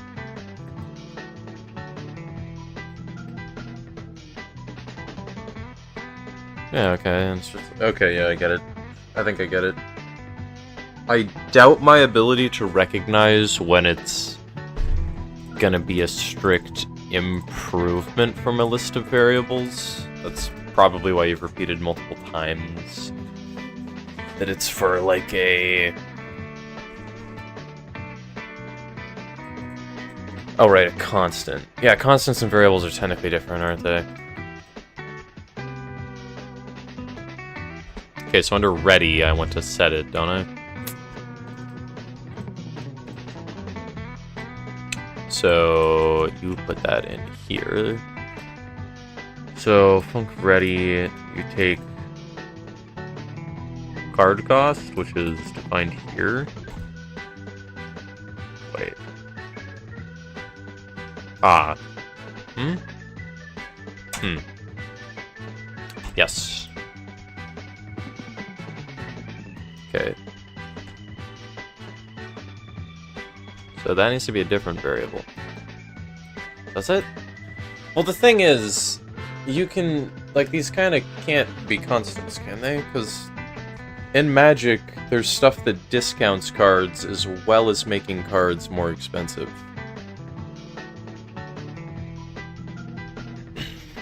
Major enum cost type rather than casting cost? Yeah, that's probably a good idea.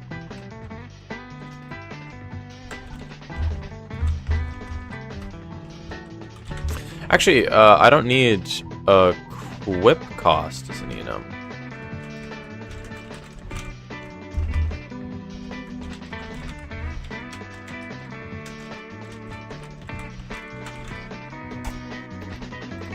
Because cost type can apply to both of these. Okay.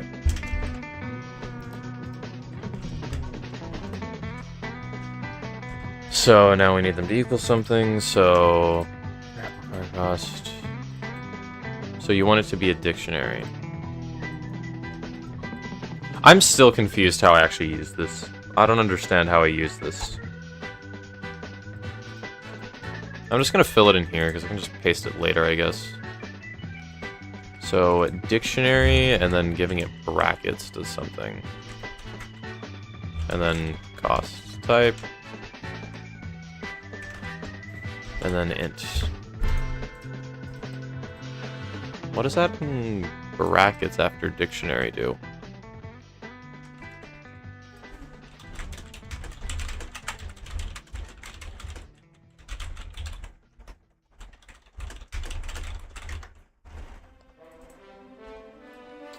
In Godot, using square brackets after a dictionary is known as indexing. It's primary to access modifier, create data in that dictionary. Okay.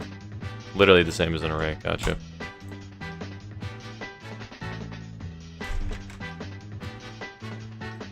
So, I'm assuming I don't need to make this too long. It's red because there should be a colon, not an equal sign. Gotcha.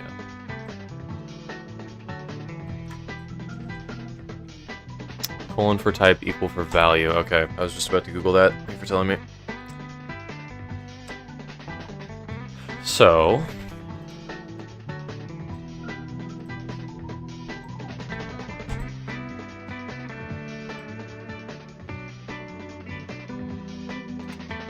this should be the exact same, I believe.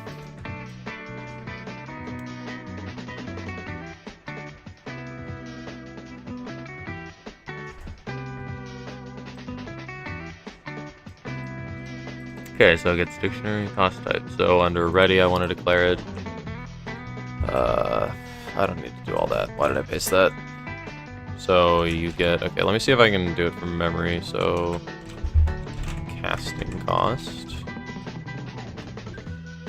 Then I want to equal, and then I'm pretty sure you're supposed to do like this.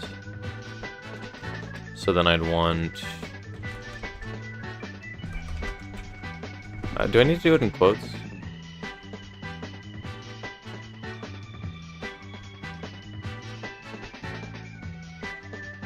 Oh. Okay, so it's the ENA name dot and then the thing. And then colon and number. Okay. So it would be cost type. Not gold. 3.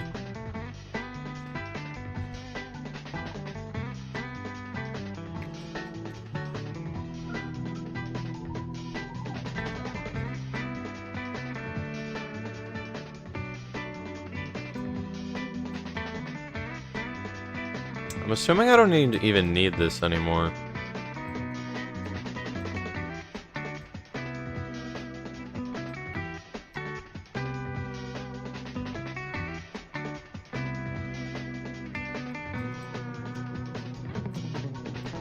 Well, I mean, I need it, otherwise the game's gonna crash, but I don't think I, like, need it. Or will need it, at least.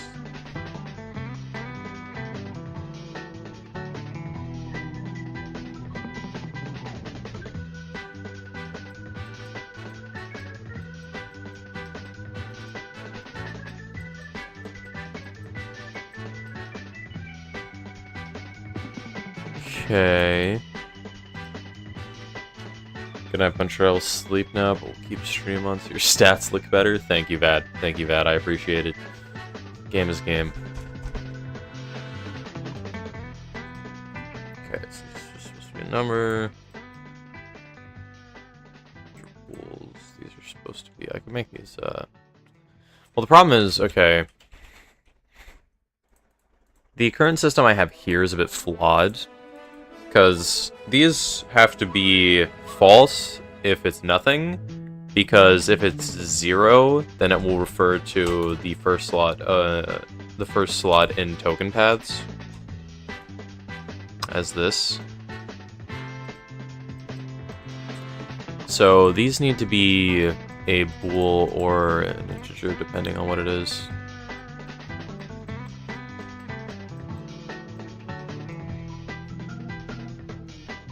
Maybe I could have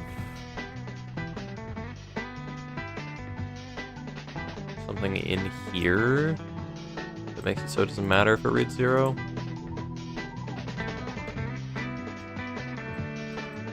But like these can't be int. Well, actually no, I can leave them blank. Yeah, I can leave them blank. That's a way better solution, okay.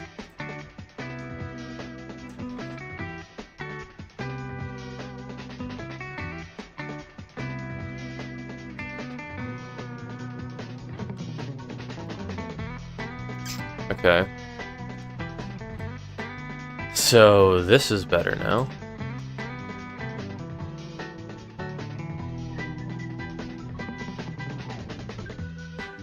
So now I want to change this on Gold Ring to be similar.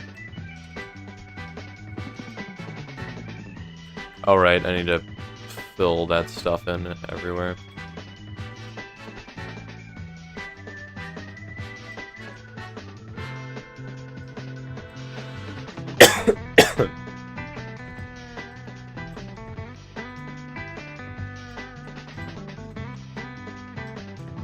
cost type, nothing.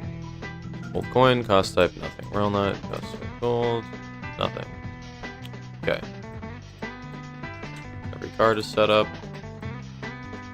Royal Knight has this. So we're gonna go gold ring.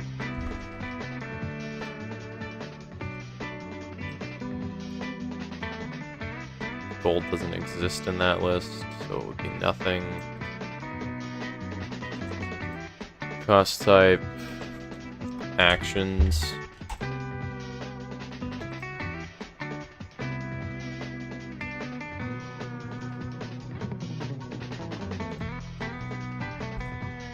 If I have it be a variable that exists in a parent, is that a problem?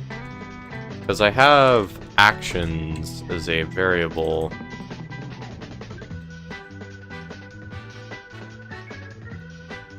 I'm gonna just do action. I don't think it should. It might matter. I actually don't know.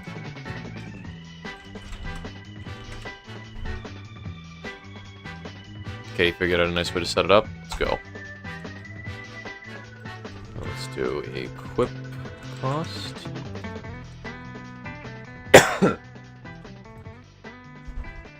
Okay. The game is in an abysmally unplayable state currently because of how much stuff is broken. This is what I mean. This is what I mean. Look, I hover my mouse over the bottom of my screen. Taskbar doesn't pop up.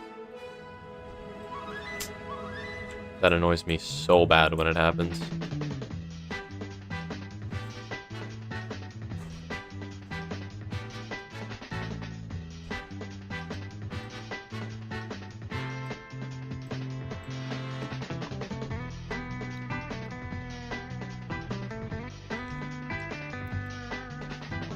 Okay. Can I turn this into a dictionary? So... Problem is, these kind of need to be their own individual nodes. Well, I'm probably gonna have to remake this at some point anyway. Because the teeny tiny problem that I'm dealing with here is... I don't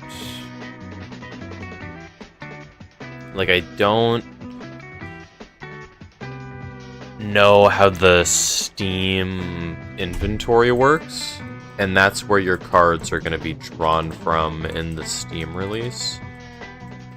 So I'm going to have to rework the system no matter what for that. I suppose for this test build, a dictionary would probably make the most sense.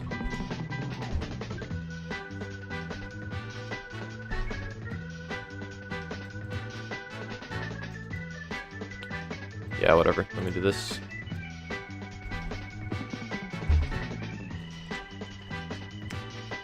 So you can arbitrarily define things, I believe. So if I do dwarf minor,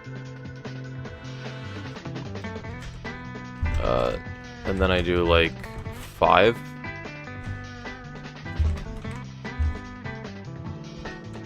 Then I do gold ring. Then I do royal.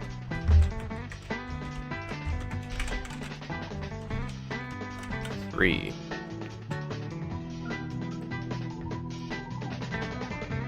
Expected closing bracket after dictionary elements. There is one. Forgot the indent. Huh? Bam, bam.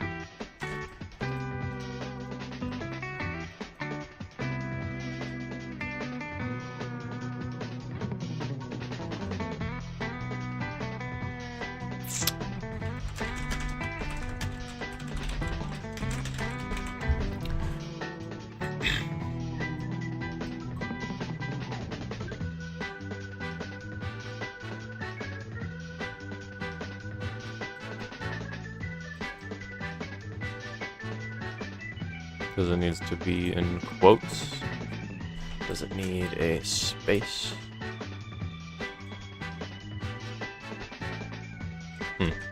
Why US don't work?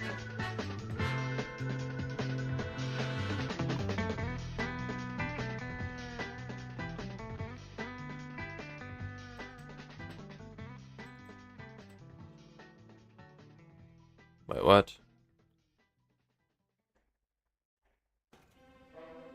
They don't need to be in quotes, do they?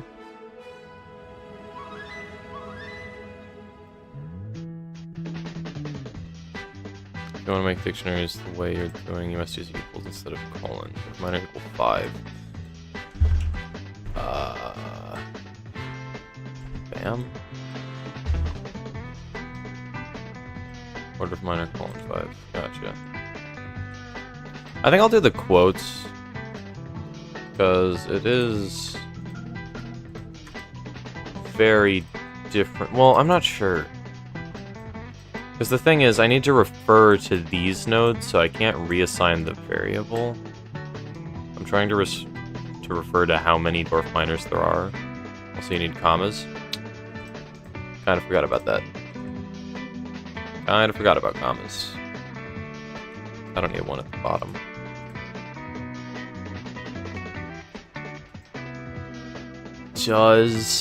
Would this work?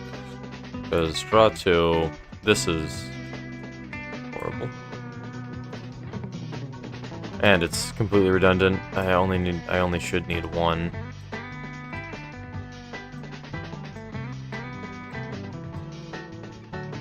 Yeah, I want to rework this. Dude, I want to rework everything in here. There's so much stuff that I want to change. Okay.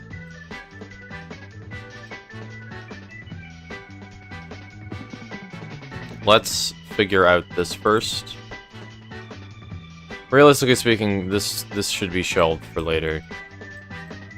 Because right now I just want to figure out the optimal way that card stats can work. And I want to test things one by one. So yeah, okay, let me undo all this.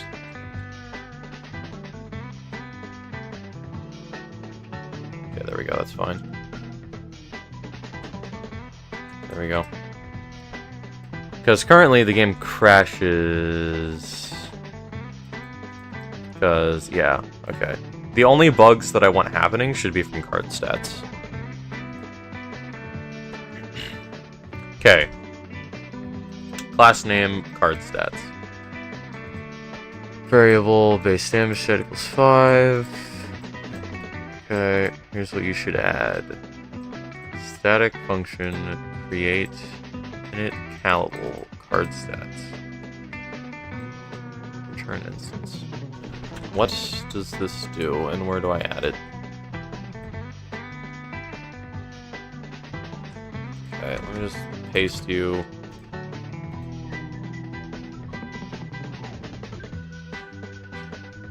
What? Get out of here.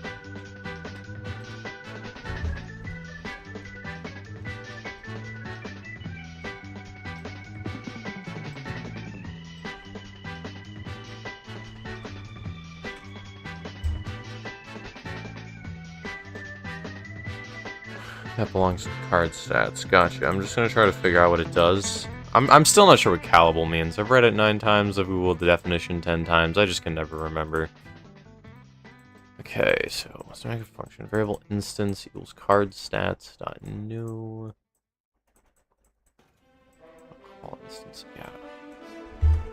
Yeah, I don't understand this.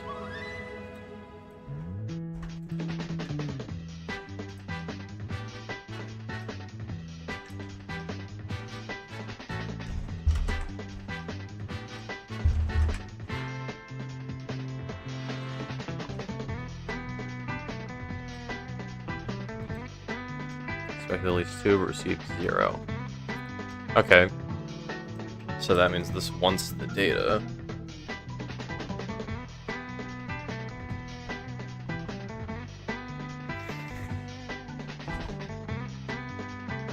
Should you explain what create does?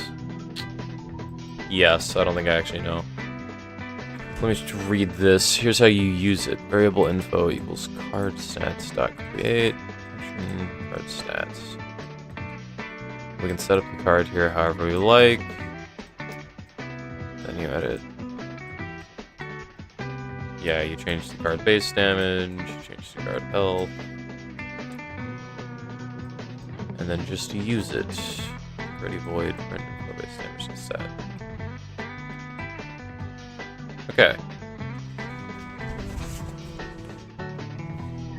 So I'm assuming this goes in each individual card. Also, it's in conflict.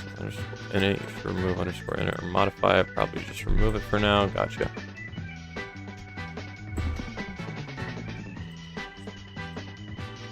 So what this does, static function 8, callable card stat.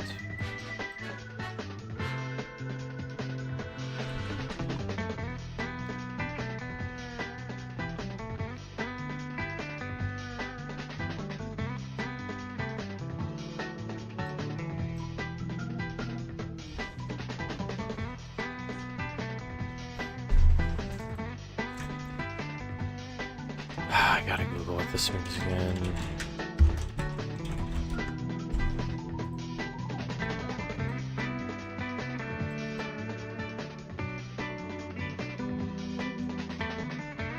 Gotcha.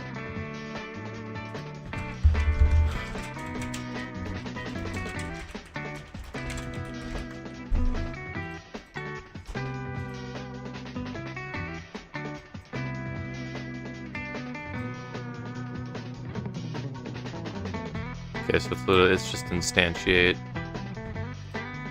Create is just instantiate. Variable instance equals card stats dot new. Okay, so does this just mean whenever a card is created, it connects it? Let's see what the bug is. I need to fix this.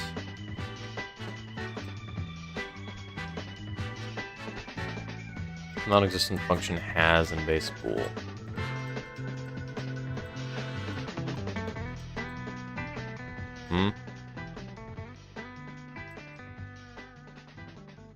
Type variable. Wait, what?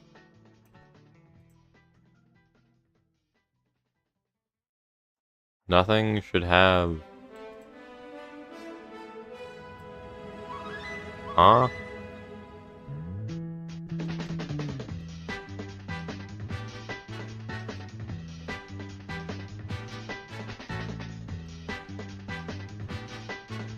I'm a moron. Am I? I am.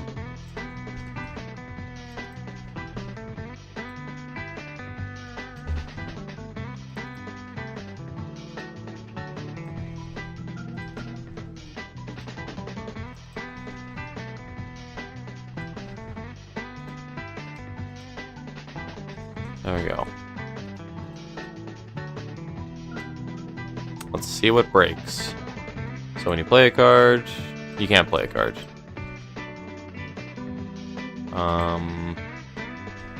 What is the issue here?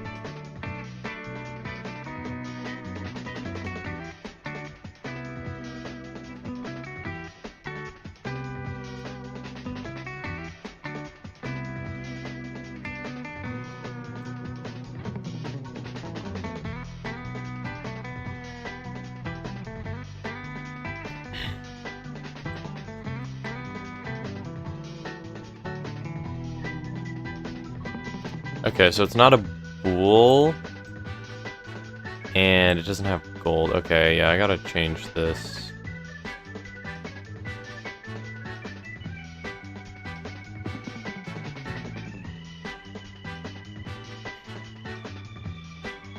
Okay.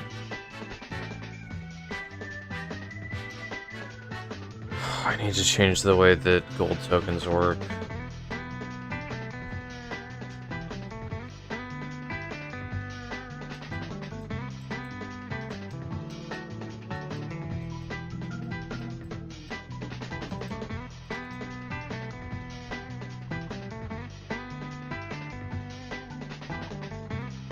Okay, so changing the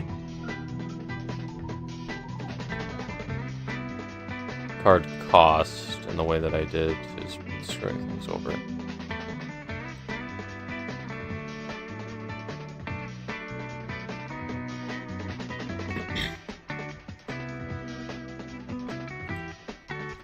So I need to, I believe, get rid of this.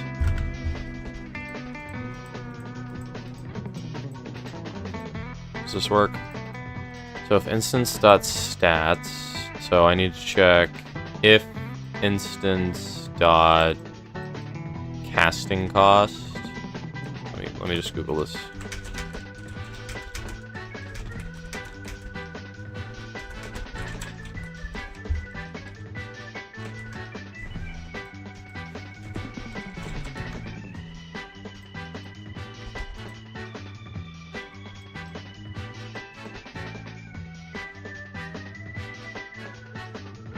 Is it just quotes?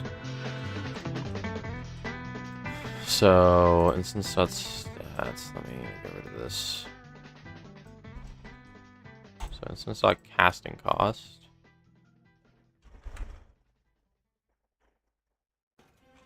Gold.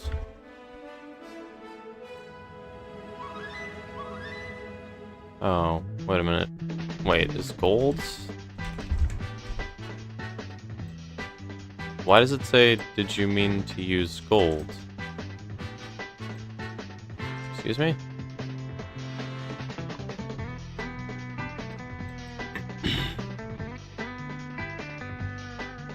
So it's cost type dot gold.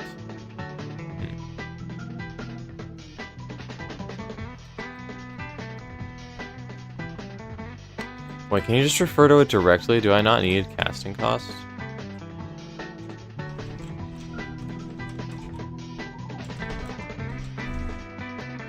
Does this work? I feel like I need to print it. Print, like if I know what information I'm getting, this will be easier.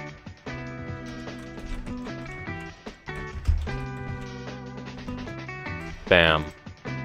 Please don't crash. Okay, so Dwarf Miner, it crashed immediately. Valid access to property gold and basic dictionary.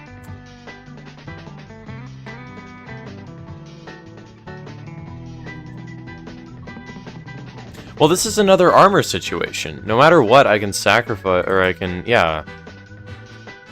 Yeah, I can get rid of the gold cost, and it doesn't matter, because it's going to be 0 on, well, everything besides the things that cost gold. If I remember gold and base gold. Oh. Bam.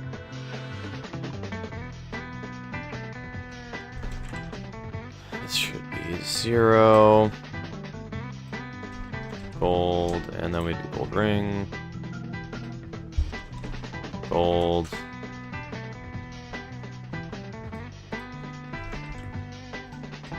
Zero. Bang. Okay, 0. 0, 0, 0. 0.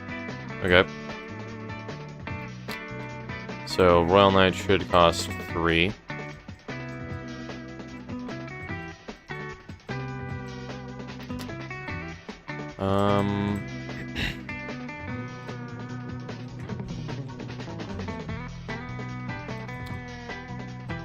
The Knight does not cost gold, which is weird.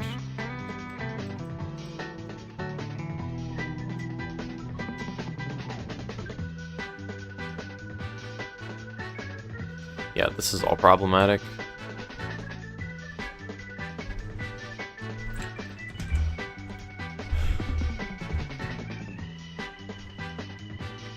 Yeah, you're not doing it exactly right. Where is my mistake? Well, cost type duck gold. Oh, it's returning 0 because that's the slot it's in this, isn't it? Yeah, I need to get the actual value of it in the dictionary, don't I?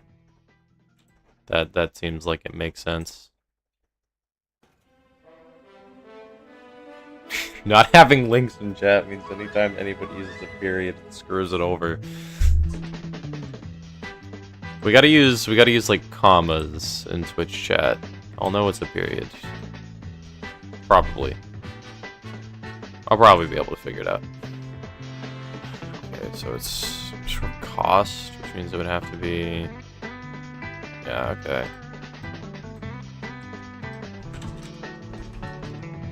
So it's instance dot, I'd assume, casting cost. Okay. cost type got gold.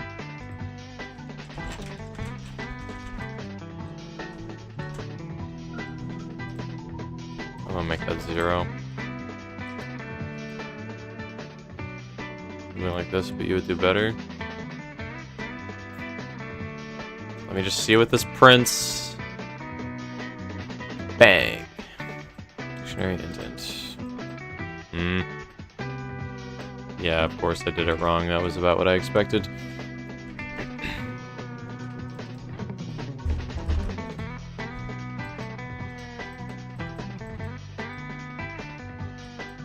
Wait, can I just get rid of cost type?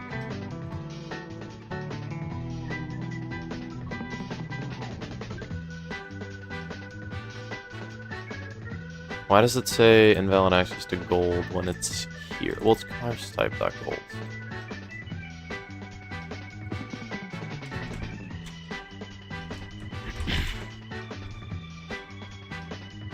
Do you need to put it in brackets? That's what it is, isn't it? Oh, yeah, that's 100% what it is. I know this. I know this. I know this. Identifier cost type not declared in current scope. So is it literally just this? Gold not declared in current scope. Interesting. I was weirdly positive that this would be the answer. Apparently it's not.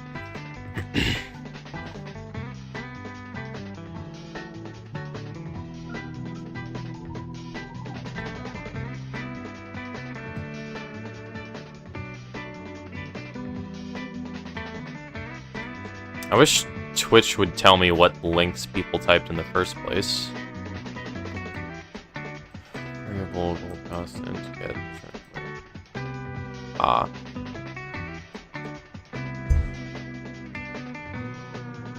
I need to read all this again. I'll probably read it off stream. I'm just gonna try to get as many things done as I can in the 30 minutes I have left.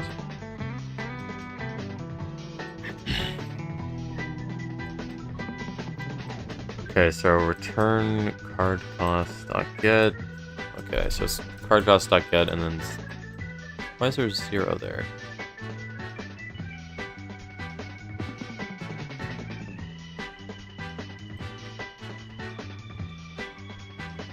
Okay.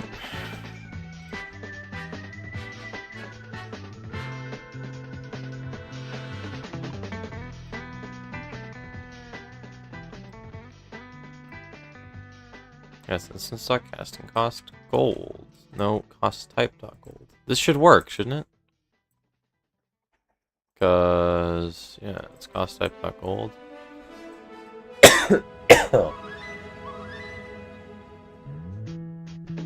I'm a bit puzzled why this doesn't work. Because it's in brackets, it's gold, it's cost type .gold, which should be correct, I think. 0 is default value, just in case we didn't set gold cost in the dictionary. Gotcha. Let me check this. Okay, so... Is it supposed to be just parentheses, not brackets?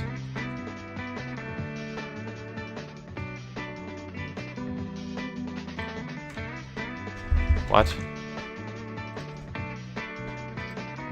What? Cost type not declared in current scope. Why is it saying that? Cost type is declared in current scope. Does it need to be... Does that work? There's no way this works. This is gonna crash. Okay, yeah, it doesn't work. It's a function call, so it has to be in parentheses. Never mind, it does work. Oh, okay, you literally just do instance.costtype.co. Okay, that makes sense. That makes sense. That makes sense. Bam.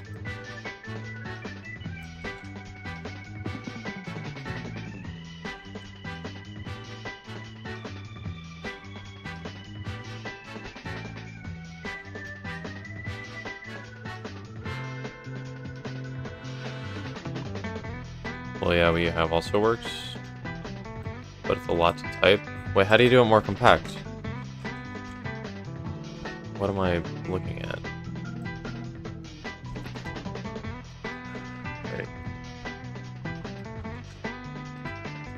Let me try to do this. This is gonna crash, isn't it? Let me just undo that for now.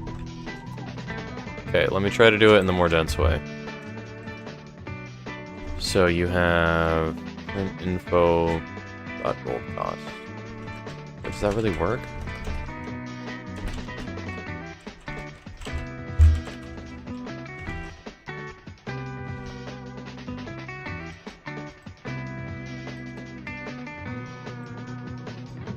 Info not declared in current scope. It's supposed to be card stats. It's called instance for you, I guess. I called it info. Gotcha. Okay. Oh, I'm an idiot. That's just the card.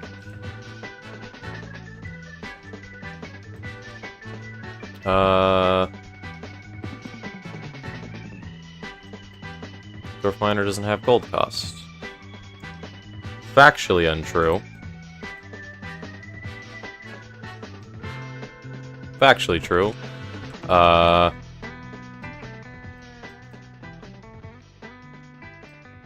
I'm bad at this, bro.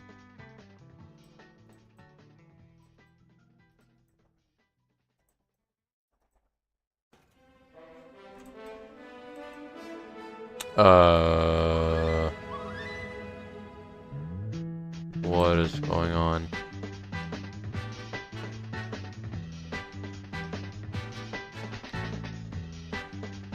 Do you actually create an instance of card stats anywhere? I don't know, man. You're the professional. I don't think I do.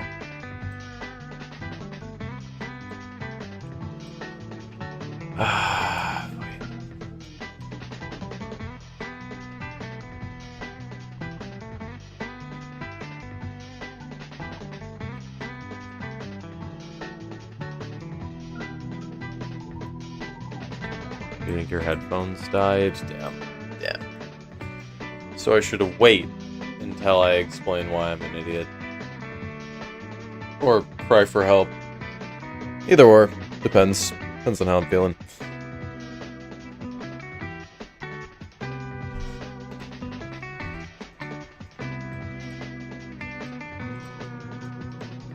Okay.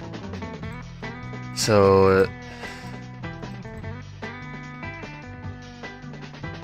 I still don't understand how you actually, like, activate this. I didn't read some of your messages. Let me read some of your messages. I don't think I read, like, this. Here's how you get it. Okay. Variable info equals card stats dot create. Card stats. Yeah, I'm lost. Very lost. You gonna take that from Timmy? You gonna take that from Timmy?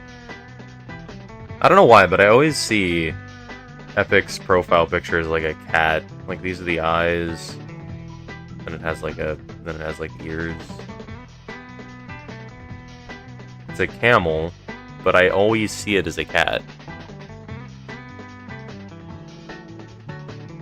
Like it's like a beluga cat.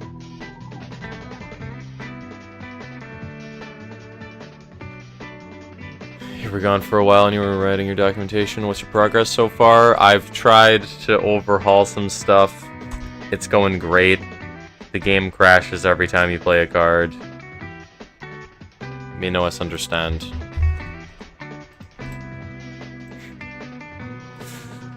Card stats. Yeah, I do not understand how I make a node inherit this class, I'm gonna be honest. Am I supposed to manually define it? What?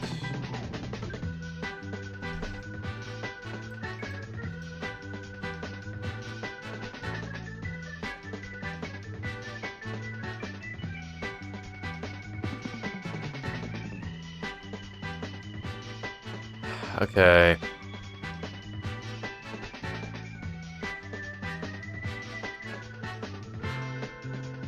Explanation of above. Create as a static function. It gets called like card.stats create because it belongs to the card stats class directly, not to an instance of the class. Don't worry about this too much. The function takes one argument init. This should be a function that receives a new instance and initializes it. You can see how we do so in the lower example. So function create init, we create info variable. You know what class instance is? I don't think so.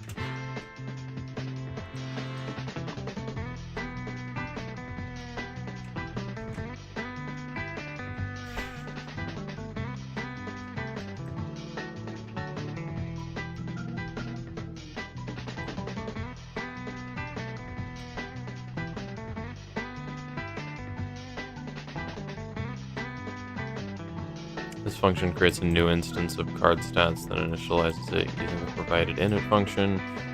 Then it returns the initialized instance. Okay.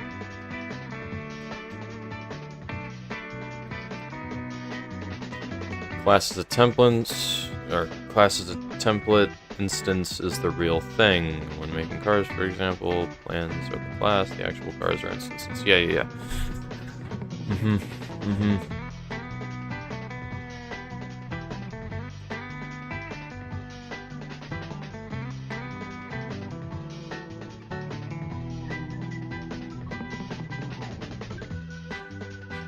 We create instances by calling the new function on a class.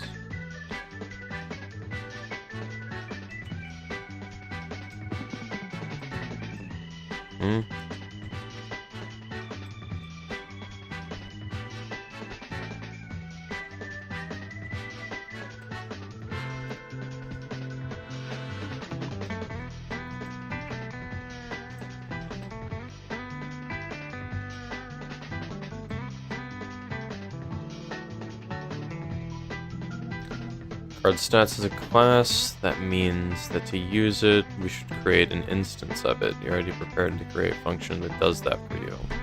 Where do I put it, though?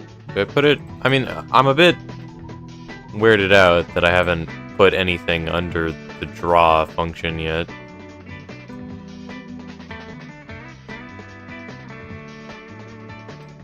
This is when cards get instantiated for the first time. I feel like some stuff would need to go here.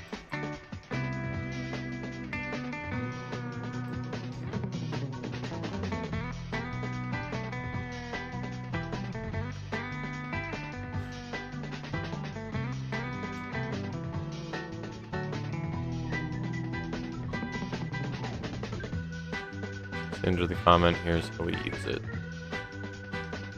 That's where the usage is shown.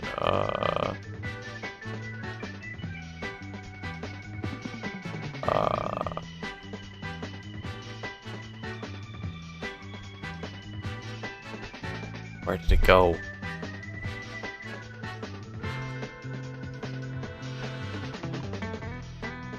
I'm blind. I know it's here somewhere. I remember reading it.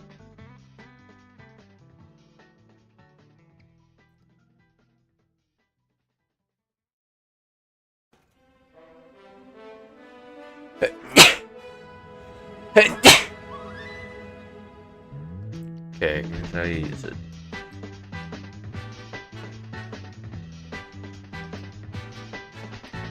Okay, variable info equals card stats dot create function see card stats. And then you just use it. Okay.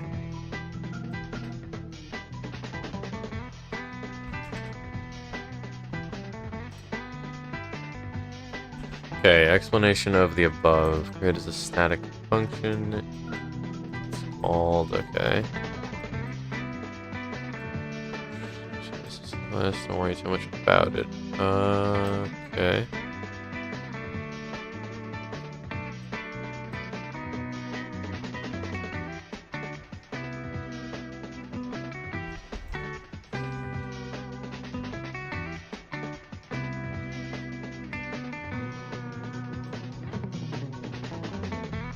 Thank you for the bless yous, YouTube. Thank you, thank you.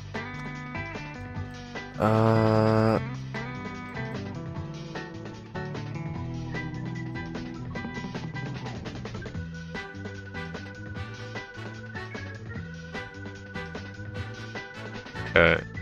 I got it. I think I get it.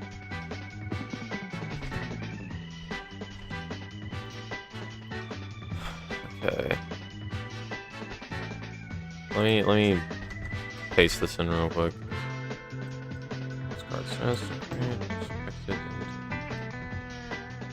What is a lambda? Hello? What is a lambda? Okay, I'll learn that in a bit. Okay.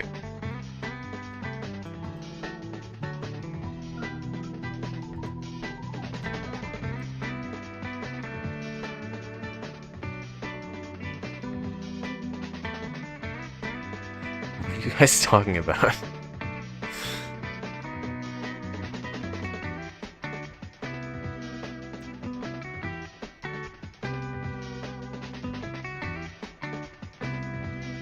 I love.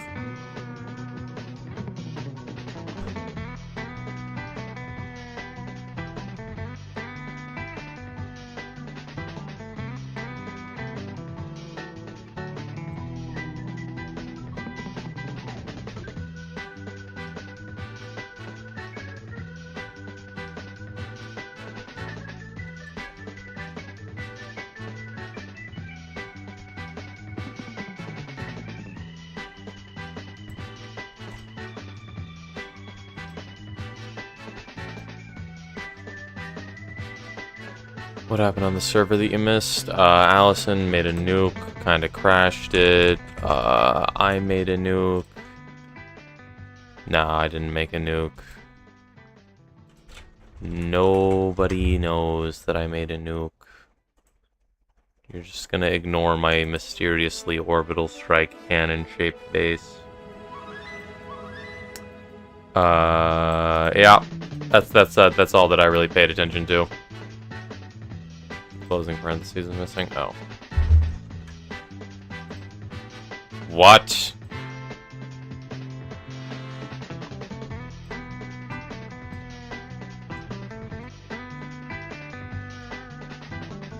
What do you mean, nuke? Allison made an orbital?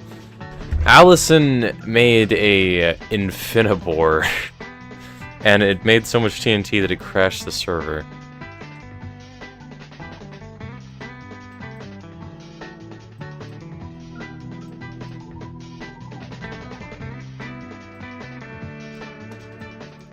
Wait, what? Expected colon after lambda declaration.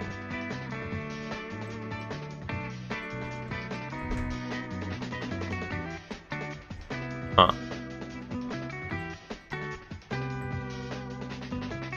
Yeah, I'm not sure how functions like this work.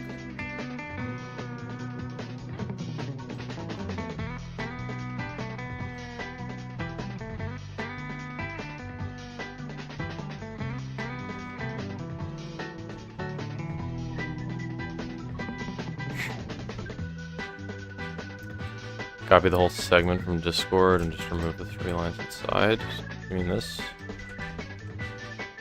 Oops. Not you.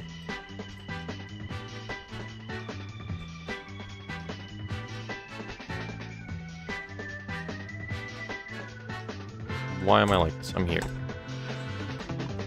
Okay.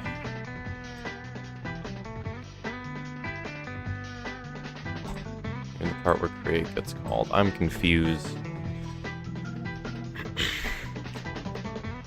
Okay, let me just paste this, try to figure it out.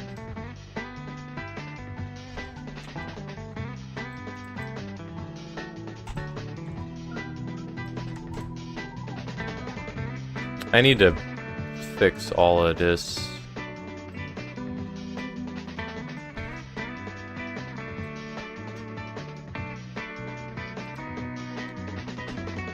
Hey Puncher, can you make me mod on Twitch till Panda sees it and has a stroke and dies, then take it away after he's dead? I don't know about that one, but Puncher Keep is 5,700 blocks away from me, so hopefully I'm clear of the blast as a whole. What if I didn't blow up my own home and instead blew up my enemies? I don't even know what I'm copying anymore. This is the downside of having literally no idea what you're doing.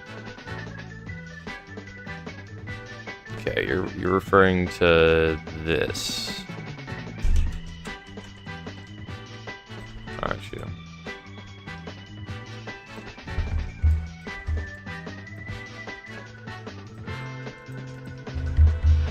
There we go. And you missed a clothing parentheses, so that goes there. What does expected column after lambda declaration mean? You pasted it again for me. Okay. Stats.grade. Oh.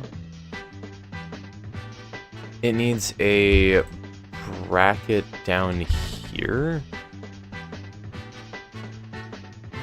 Ah. Okay. Okay. Well, I didn't know one-off functions like this were a thing.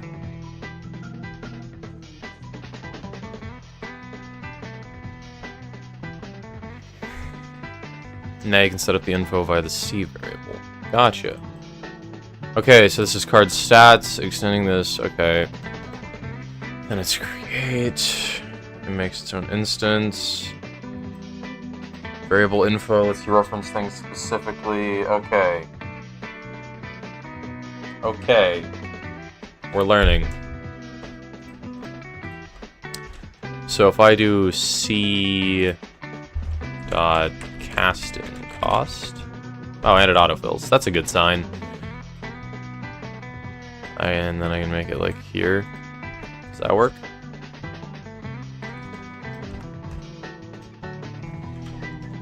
C dot drag this up. There we go. Functions like this are called anonymous functions. Interesting.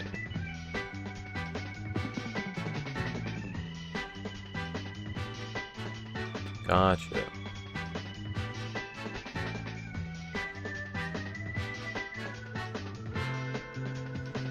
Puncher, did you make an orbital? And if so, can you nuke Puncher's Cove? I did not make an orbital. I want to, but unfortunately I'm probably going to ban them because the Infinibor crashed the server. I'm guessing an orbital strike cannon would do the same. Now you can access all the card stats stuff via the info variable. That's so nice. Let's go. Now we just gotta fill this out, and then we can paste this literally everywhere. Okay. Wait, does that mean I can get rid of all this as well? Is it literally just this?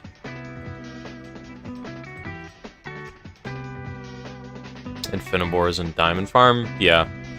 As in stack TNT, blow massive hole, and then just go mining. Should cost type go in here?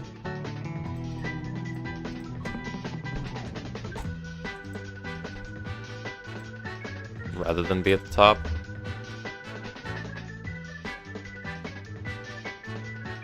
Okay, whatever. Let me just go through. Fill them all out. Oh, you already put base damage stat on gold ring. It is false. Okay, here's the tricky thing. I need to differentiate between false and an integer. Well, I guess I could just leave it blank. That's the nice thing, isn't it? But, like, I'm not sure what to set the default value here. Because I'm guessing it'll crash if it's expecting an integer and it doesn't get one. But the problem is... I need stuff like gold ring to be able to set the default value to null. How do you set the default value to null? And will that cause problems? Or do I just do that? Cannot assign a value of type null as int. Oh, wait. Do I set this to null? And then can I make this like 5? Does that work? Literally nothing reads this properly. Yeah, this is gonna crash the game until I format everything differently. Okay.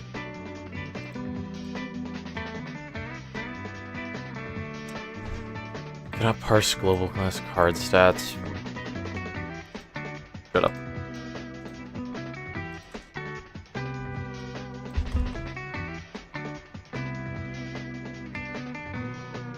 Change in. Oh, in question mark makes up null. Gotcha.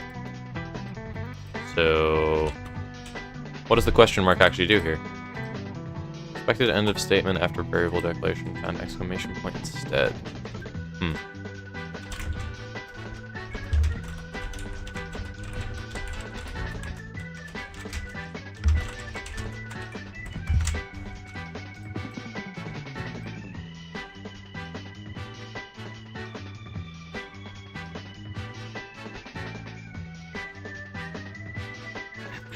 Not sure.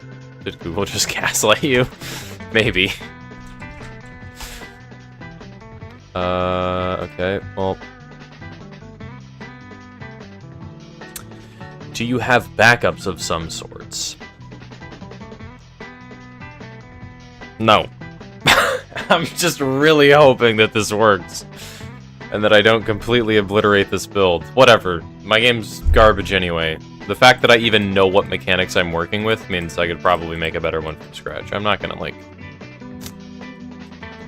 I'm not gonna... Wait, can I leave this blank? It's fine. It's fine.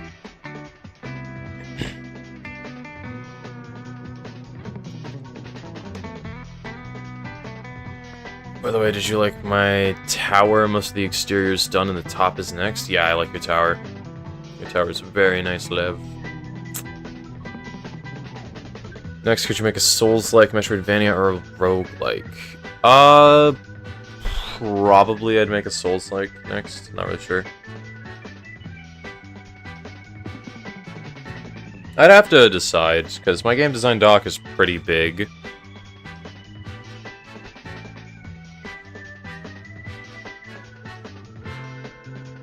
I need to look at all of them and decide which ones I like the most.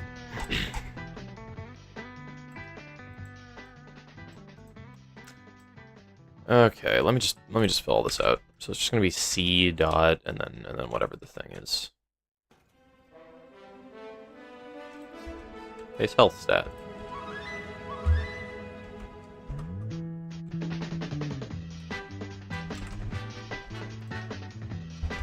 Can they accept false?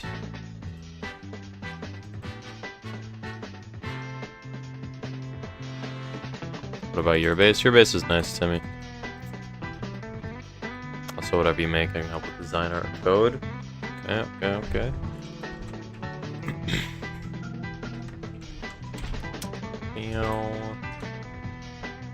Base health stat. The problem with offering is it's kind of like I'm probably going to make it a live service game. Like, I'm not just going to release it. I'm going to be constantly making more sets and stuff. Can I add a comment in here? I can't. Your base is ugly. You know it? Wow. Like, what the hell do you mean nice? Be descriptive? Looking at it does not make me want to snap my keyboard in twain.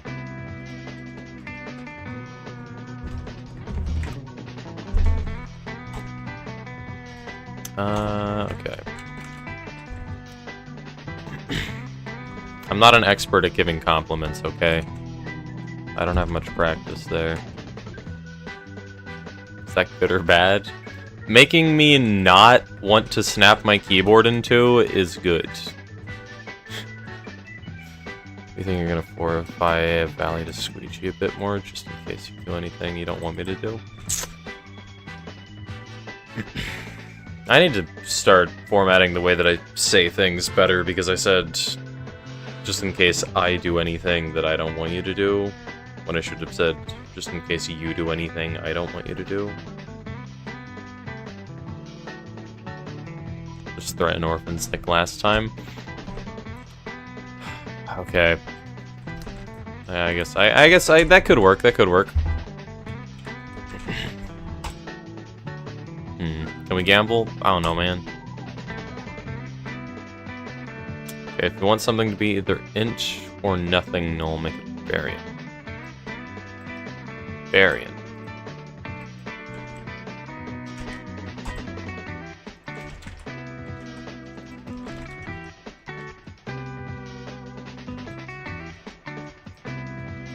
Well, that's actually huge here.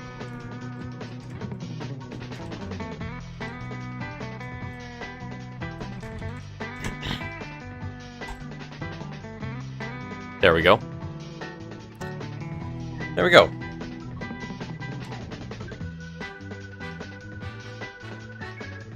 So now I just need to fill out all the data for these, and then I need to adjust everything in playable in main to accept the new version and reformat these.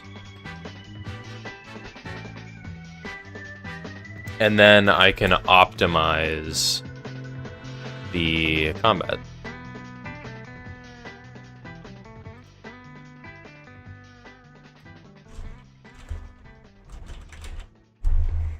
Oh, wait, this equals true, actually.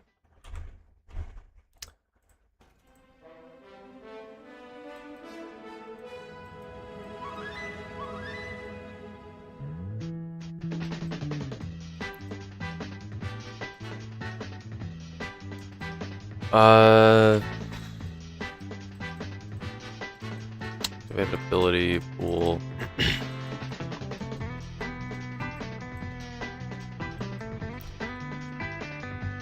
Do I make activated ability instead of being a bool? I make it a integer. 'Cause it's entirely possible in the future cards have multiple activated abilities. Whatever, I'm keeping it as a bool for now.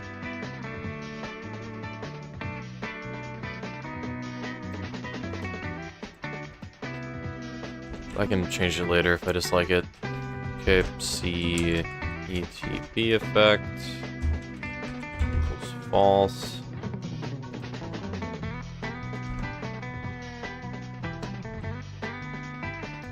Then great. Mixed token on ETB. I don't think do I need to fill it out if it's false? Or will it defaultly be false? Because a lot of these values are gonna be false.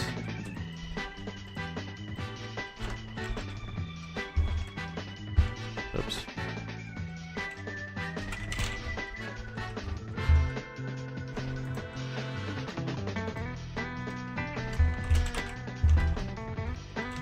And some of them you can determine which one others will equal. For example, makes token on ETB.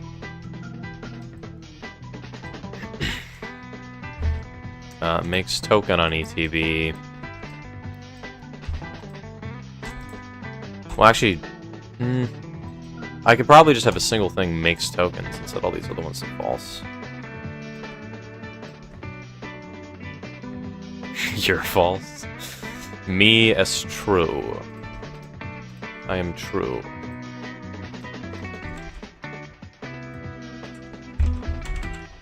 Token paths. There's none, so that can just be empty.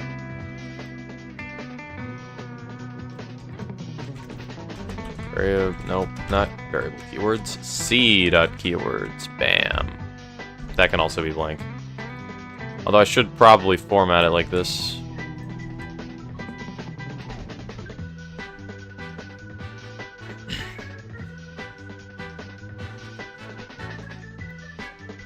If you're not setting the value, you can just remove the line.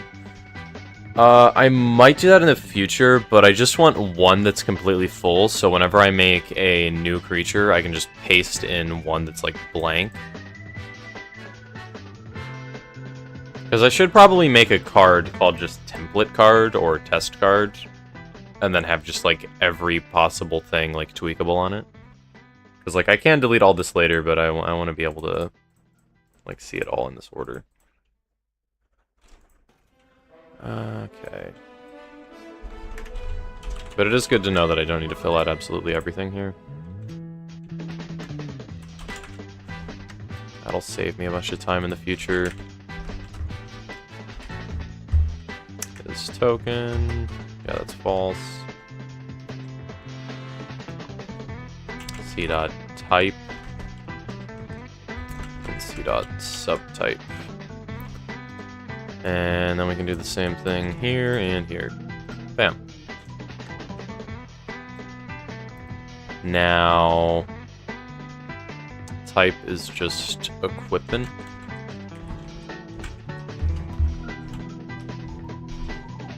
Wow, you really like 4-hour streams, huh? What? I swear to God, I looked at the clock 2 minutes ago and it said it was 4:30.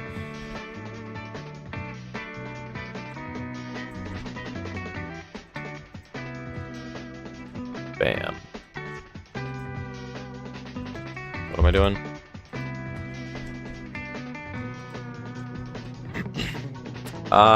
Should I make these an array?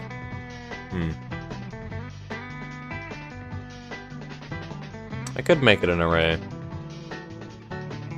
Yeah, I think an array would be better. Why did I make these a dictionary in the first place, though?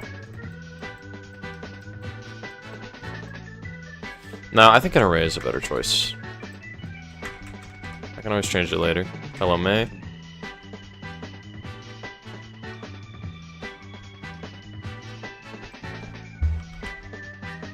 Oops.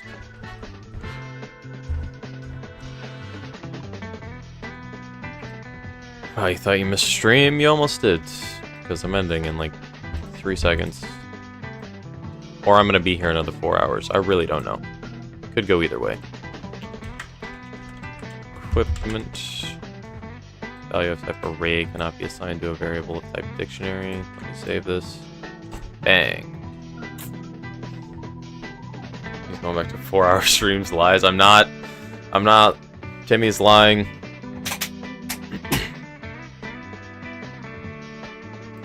Okay. So, I should...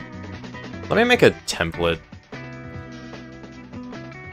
Create new... folder. Template.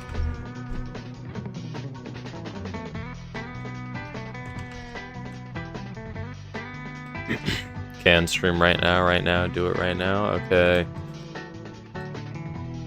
Bye, everyone. Get out of here. Epic Games. Nobody loves you.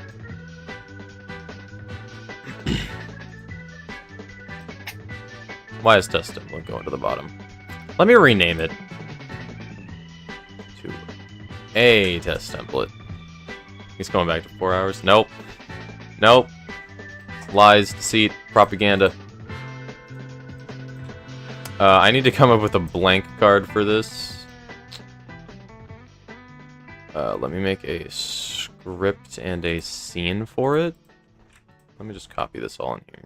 Oops.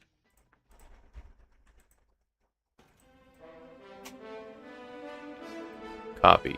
I don't think I can paste it like that. That's not how this works. Bam. What did I...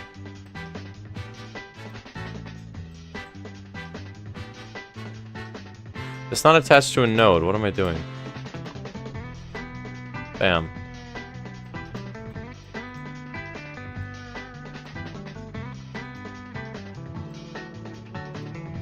You're missing that. There we go.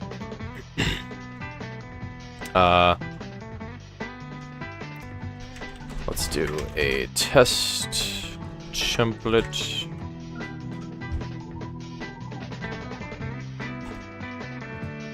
Bam. And let's give it its own script.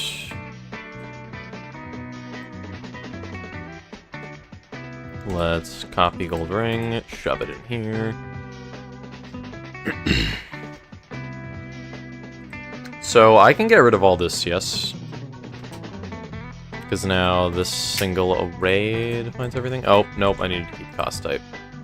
Do I?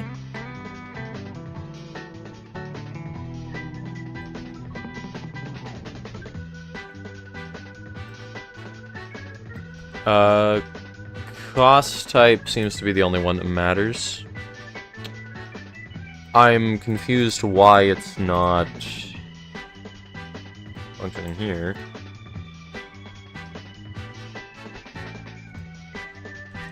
Does this need to be here?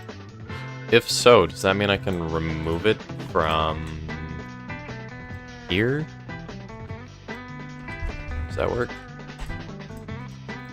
Okay. Then I need to make a lot of these blank. So test template, it's gonna have these all blank, keywords is blank.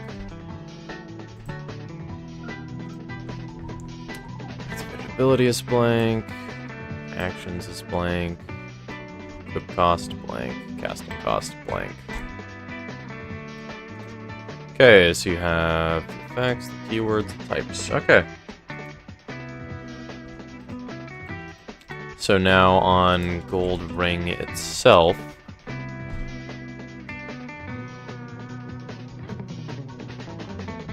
oh, how do I come up with a token path? Okay, I didn't set this up properly. So, base actions is 1. ETB effect, no. I'm going to delete you. Does not make a token on ETB. It does make a token on player. And creature damage. So, token paths is an array in card stats, I believe. Yes. So wait, can I literally just have this equal this instead?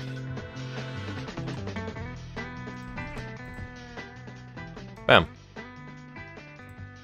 Okay, so we have the creature types, I think I can delete you. We have the keywords, I can delete you. We have all this, I can delete you.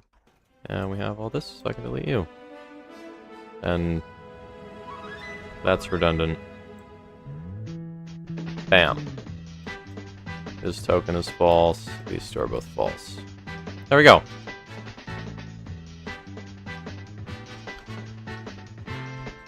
Your mom loves you. Let me fix that.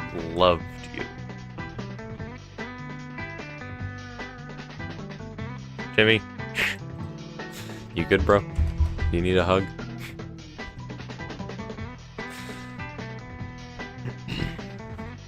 Okay, so I believe Gold Ring is good. It's gonna crash because it can't properly handle any of this data. Yeah, it doesn't... Oh, right, all this is redundant now. These actions are 0. Then this should be, I think, gold... Wait, no. This should be... info dot base health, then fire info not declared. Right, it doesn't have the node.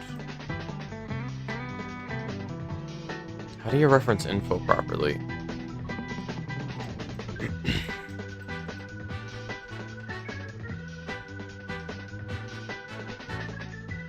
You'll post snippets to game suggestions so that it doesn't get lost? Gotcha.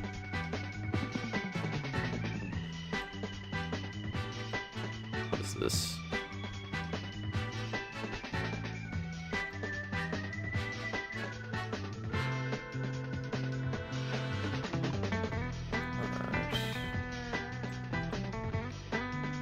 Yeah. Okay. Did I get added? Ah.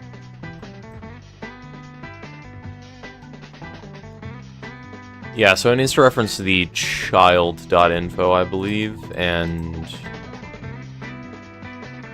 in... Why does this get set here? That's called coin token. This one's the right one. Instance equals self. Set base stats, self. self. Self. Oh, wait, no, it's an instance.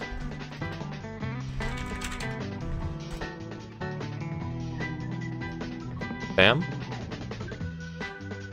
Set base stats. Oh.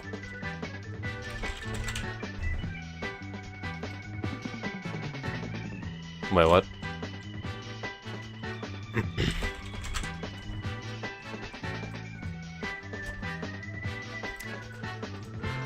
I'm doing this wrong. Supers are complicated, I don't get them. You think it may take a trip to Puncher's Keep to see what's going on over yonder? Nothing's really happened at my base, to be honest. You always need Panda when he isn't here. What do you need from him? Okay, so set base stats.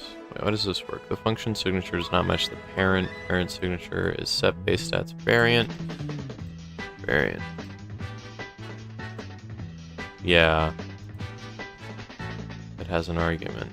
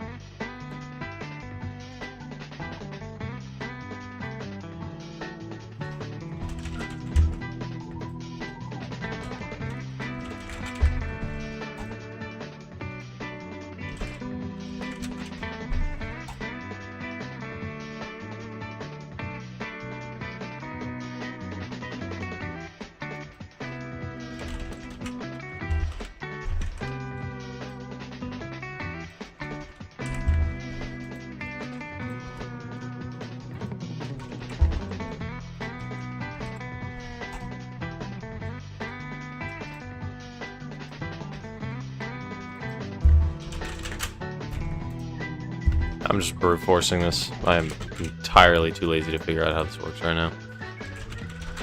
I'm failing miserably. Never mind. Oh my god, let's go. Let's go. Okay, so the only card we're gonna draw is gonna be Gold Ring for now.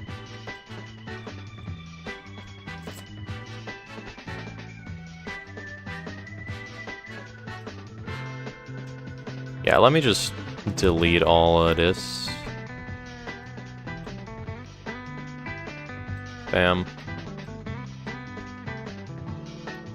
It still crashes. Doesn't even work. Doesn't even work.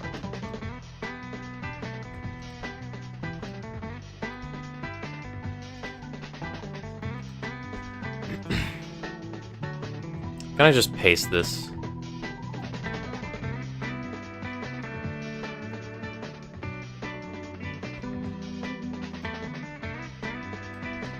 Bam.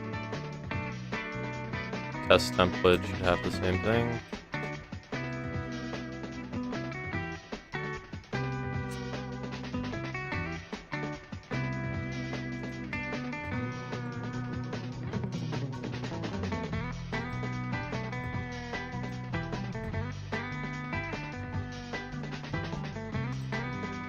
Oh, I didn't adjust Royal Knight.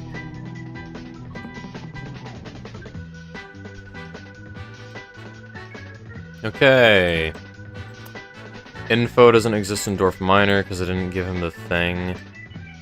The game doesn't crash off rip though, so now under main I should be able to terminate all these guys.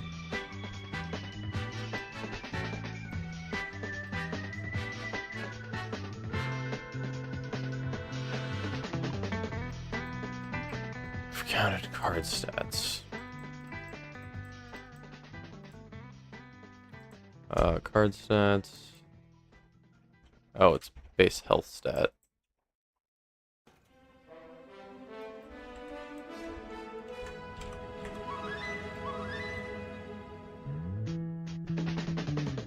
Great. The errors are moving. We're solving them. So stats needs to be the dictionary. Okay, hold up. Let me get rid of all this. And And I can get rid of stats as well, I think.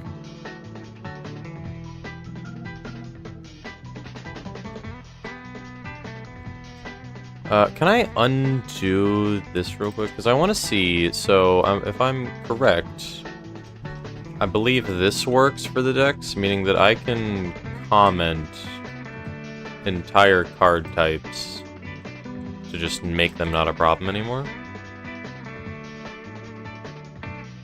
Resolve, playable scripts. So now it needs to check the type. So, right, these don't exist anymore, so we're gonna need to go down these list of variables.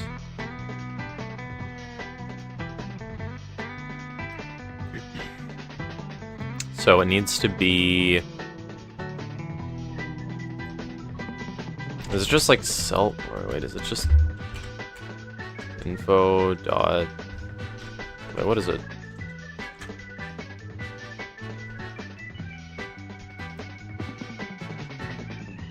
Is it just self?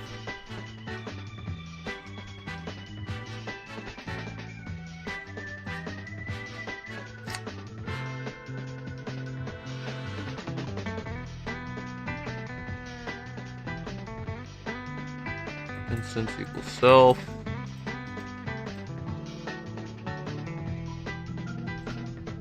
Playable script.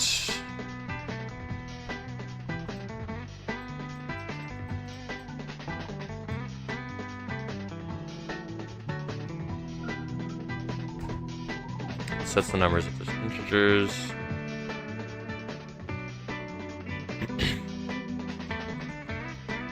Oops, I forgot to close the main scene. You get confused as to what is in which file, so it's hard for you to tell. Yeah. So, I believe this doesn't have child saved. Hold up. Let me test. So, is it self.info?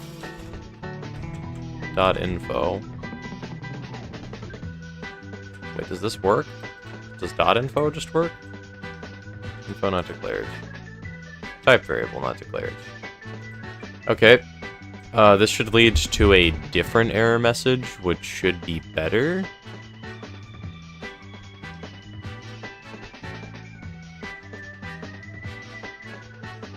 There we go. Bang! Okay.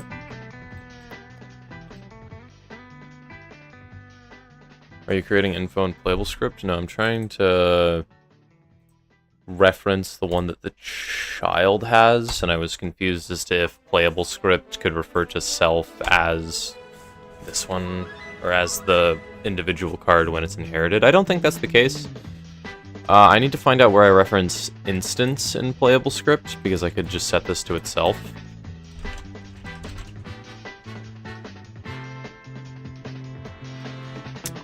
Variable instance. Yeah, okay. So I suppose, under set base stats, instance equals instance.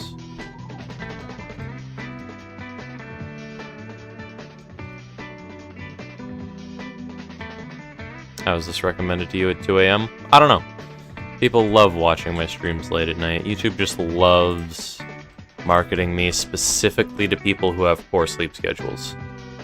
I used to have one myself, and then I made it slightly better.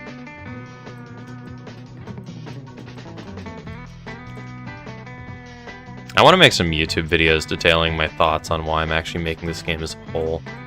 I'm so split between making like that a video and making a Valorant video and making a Minecraft video.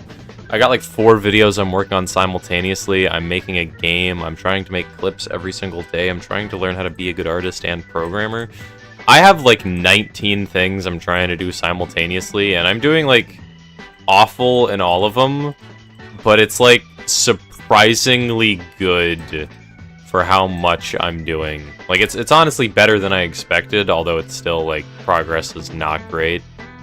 But I'm feeling optimistic. I feel like I can do a lot of the things that I want to do. I would be a successful YouTuber, game developer, artist, programmer, gym bro. What else is on my to-do list?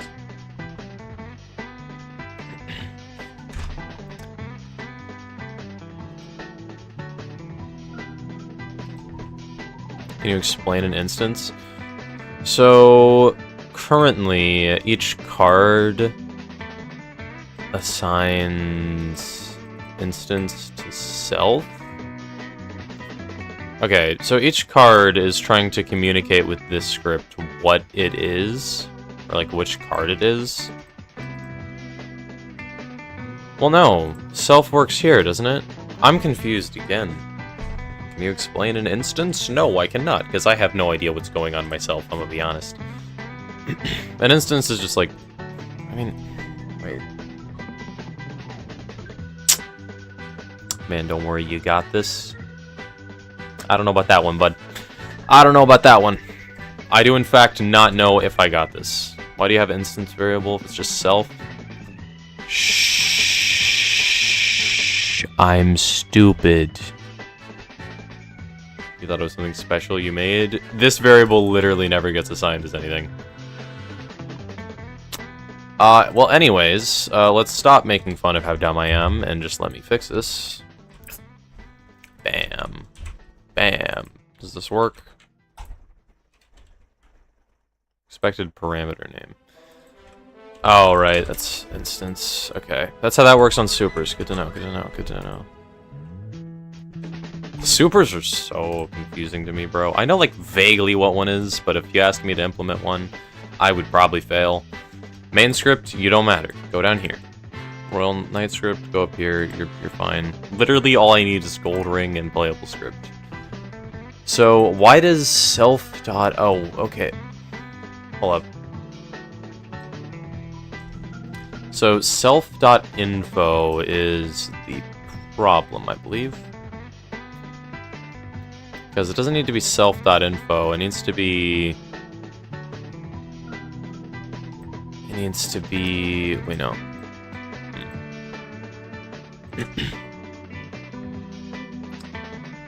No, you cannot be my gym bro, Timmy. I listen to white girl music in my black hoodie. And then I don't talk to anyone at all. So self.info dot...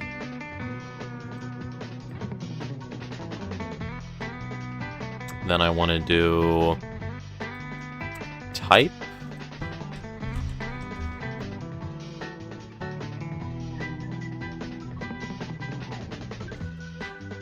Can I do dot has and then?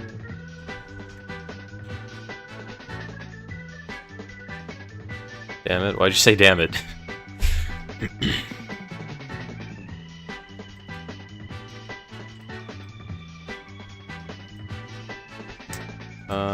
Creature. Wait, this doesn't even matter. This is for creatures specifically. I'm not even using one of those. This is gonna wait, no. I can't test if this works. I can only test if it doesn't work. Okay. Info.cardtypes.has equipment. Does that work? Wait, yeah, wait. No, but when it says info, it doesn't work.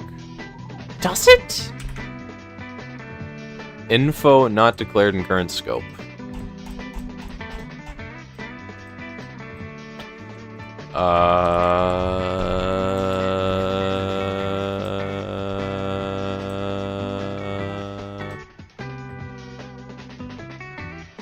I should make these plural.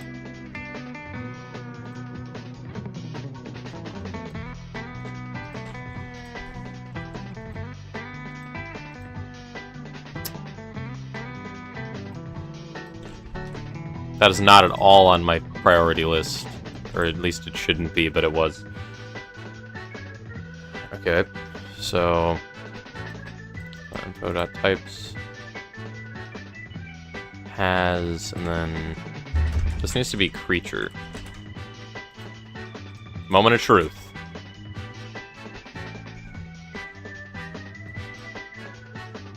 Okay. Okay. Let's go. Wait, so if I do equipment... Oh, wait, it doesn't let me play creatures. It doesn't even matter. Hold up, let's do some testing. So stats, so I need to do c.base health stat equals 5. Oh, no, let's do equipment. Bam. And it says 5! It works! Oh my god, Sebastian. Sebastian. Okay, so it updates the health properly. I just don't have any creatures, so it being 0 is correct. So that means this is working properly. So, if card held... if... Wait, I typed it correctly here.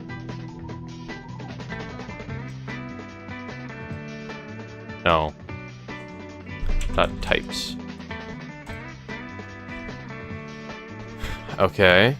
Now, if block selected or equip selected, it looks at your mouse. If health is int, and health is greater than that. 3 or less than that. Okay. Great. Now, I think we just play through the game and change the formatting and we win. Because, okay, tries to print instant.casting costs. That doesn't exist anymore. Okay.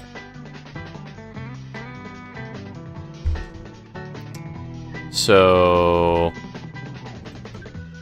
if instance.info.costType.gold.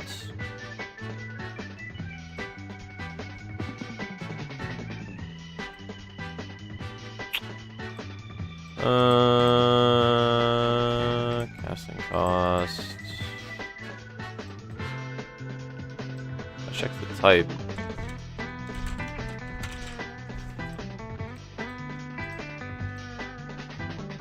CostType.gold.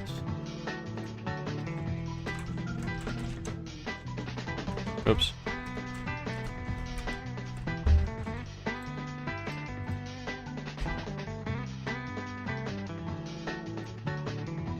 Crashes. Invalid access property info on base object of type nil. This should be sending a signal. Card released. Wonder if hand sorting works still. Okay, so it's playing cards is the issue. So card play attempt equals true. And then it checks the instance.info. Casting cost. Let me print this.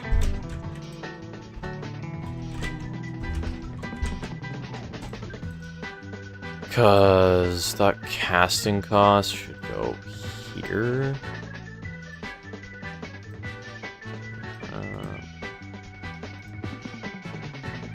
Okay. Bang. Doesn't print anything. Okay, it crashes here.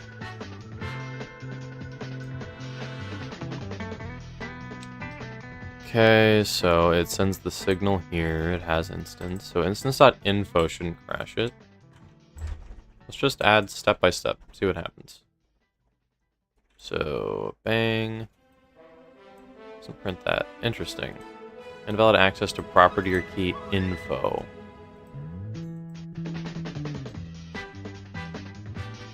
Why can I not see info when it's there?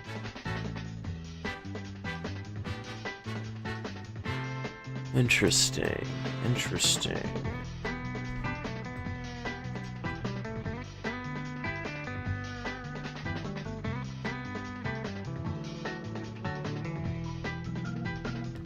Is this VS Code? This is Godot.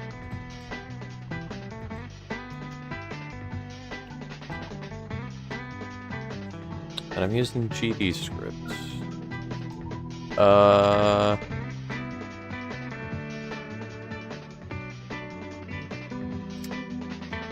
I have zero clue what I'm doing here. I'm not sure why it crashes at this.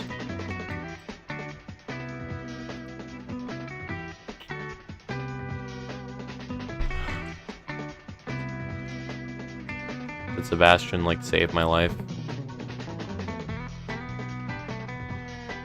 Huh? Instance is null.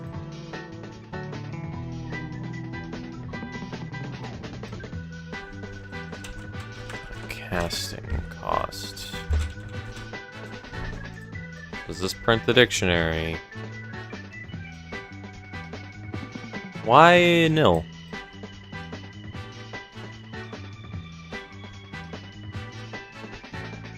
Instance null. Why instance null?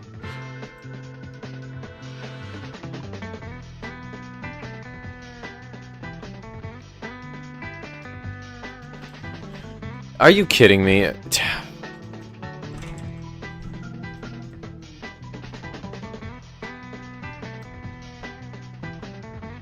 Let's go. Once again, it was my stupid habit of typing instance instead of self. Okay, whatever, it's fine. Whatever. I'm clearing all of them. I'm clearing all of them. Except these. These ones are important, I think.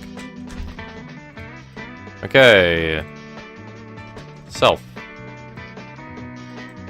Because I did define the variable before. I don't have any copies of it anymore. But I did this equals instance in ready. Because I didn't know self was a thing. Variable instance, you can exist, I guess. Sure. Does it need to exist up here? Or does it work perfectly fine if I get rid of it? And have this. Bang. Yeah. Wait, what? Instance equals self. No, it is there.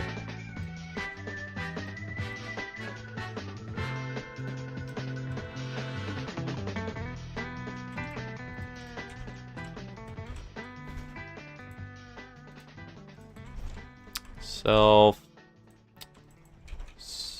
I'm glad I did this now instead of when I had 300 cards that I'd have to manually go through and do this for each of them for. It's still open. It's gonna... Bang. Bang. There we go. Invalid access to property or key cost type. So I'm just type dictionary. Let's go. So, gold ring, cost type. Gold 0.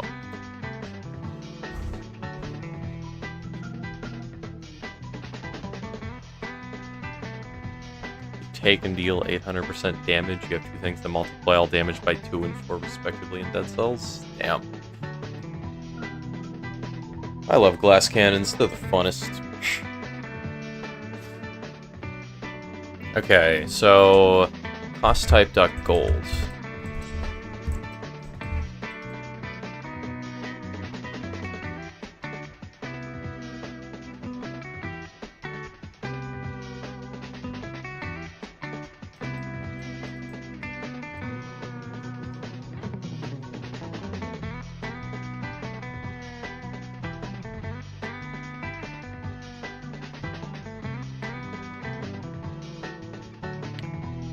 Wait, how do I access this? Well, it's just if. It doesn't actually... Right? Here it's just if instance dot... Yeah, it doesn't actually check the number. You should add glass cannon as a card. Yeah, that's nice flavor. I probably will.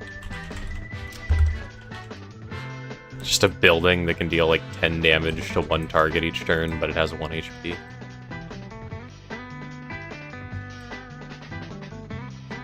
Output. Interesting.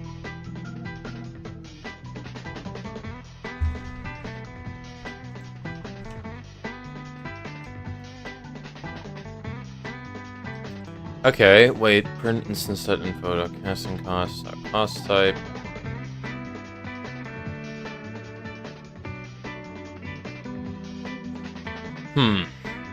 Why is this...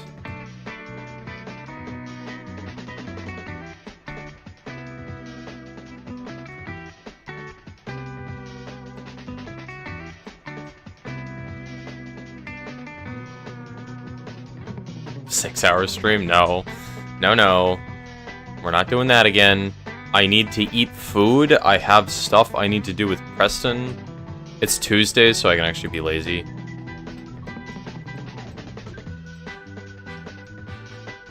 Yeah, less than 20 more minutes. You guys get 18 minutes and 18 seconds worth of stream, so it's 3 hours and 59 minutes, 58 seconds. What do you mean? I keep going, I haven't been waiting. Okay, Peter. Okay, Peter. Don't you dare respond to that. How I know you want to respond.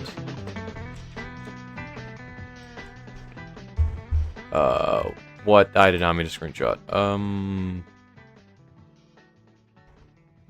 Okay, there we go.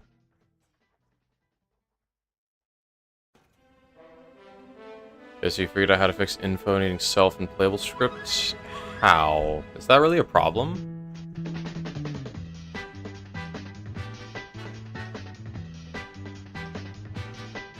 I mean, it's like one word and a period. I'd say getting the main script functioning is more important.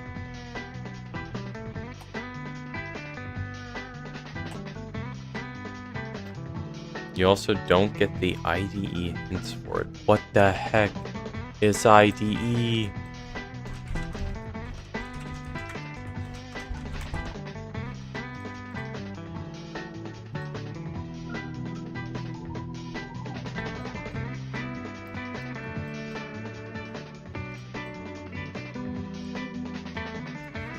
What?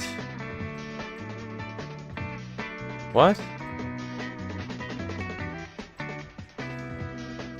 One more stream, bruh. Bruh.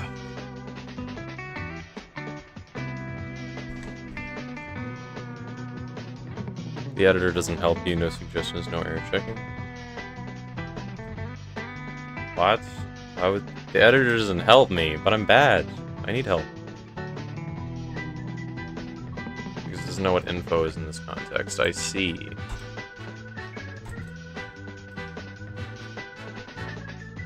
So, how do I refer to this? Invalid access to property or key cost type. Well, it's getting the...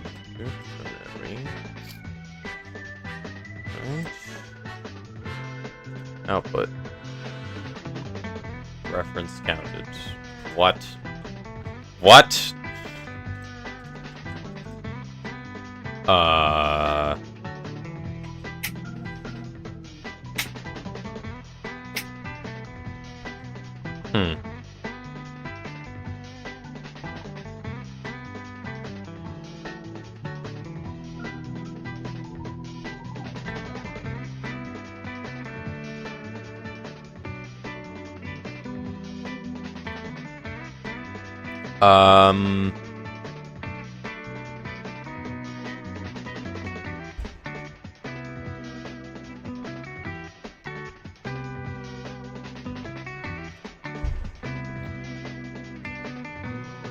Wait.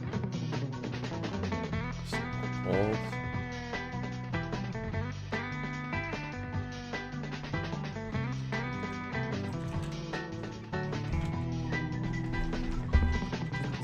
Does this work? Hold on. Francisco.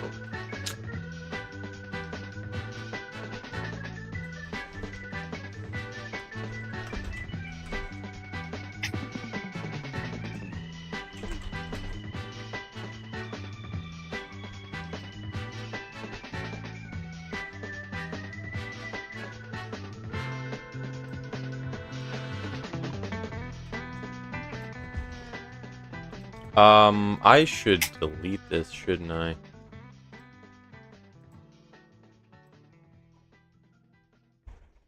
I think I will.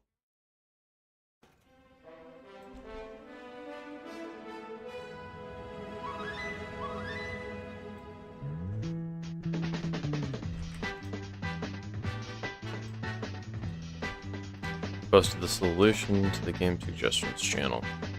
Got it. I don't see the Discord notifications in the streamer mode, Timmy. It doesn't matter. What's in here? People are talking about eggs. Okay. Game suggestions. Bam.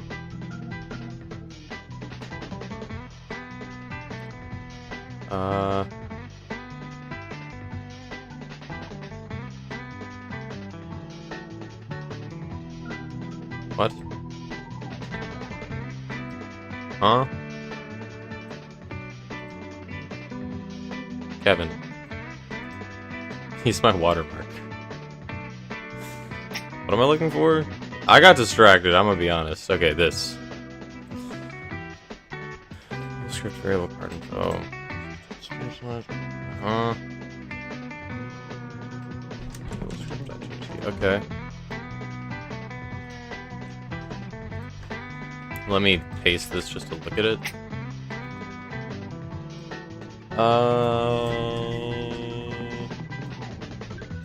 I find it hilarious that my entire script just dies if I have spaces instead of indents.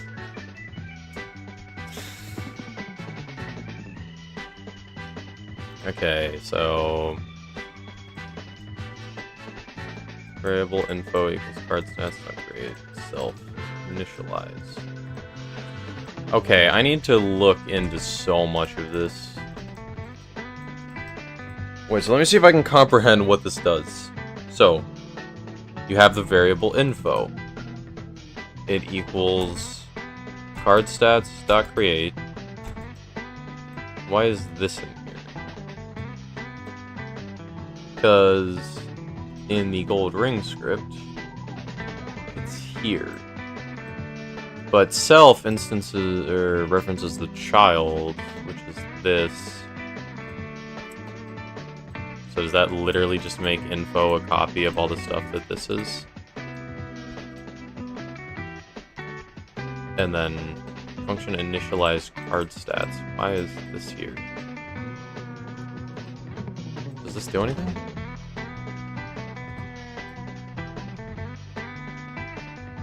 Yeah, info already exists. Yeah, okay, so info's already there.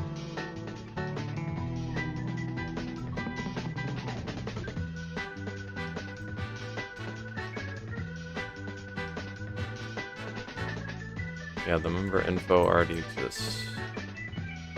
So, do I do this? No, I can't declare it there. Do I do this under ready then? Would that solve the problem? Let me read everything you typed. Card.gd instead of variable info equals card stats. Do this. Initialize. Ah.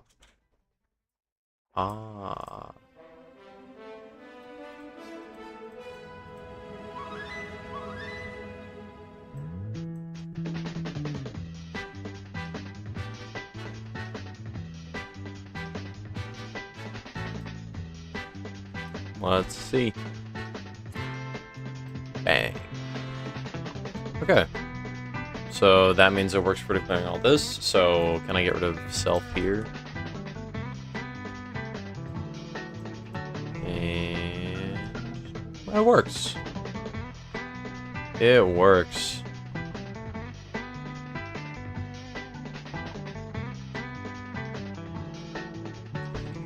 Okay, let me check all references to self and gold ring playable. Self, self. This doesn't need it anymore. Rather, just the one above. There we go. Bam. Okay, I'm not sure why this is bugging out. Or is it? Not you. Okay, I didn't even start on getting combat damage working.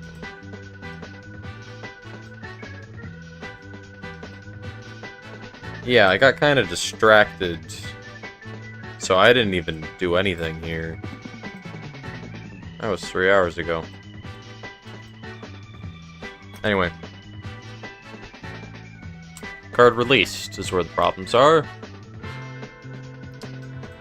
Okay, so invalid access to property key cost type on base object of type dictionary. So it's referring to the child.info casting cost type gold. I'm not sure how you refer to a dictionary like this, but this does it up here.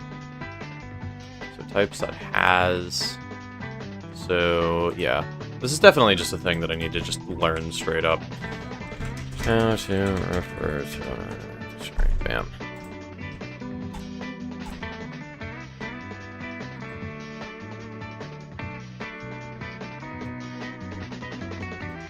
Is it just brackets?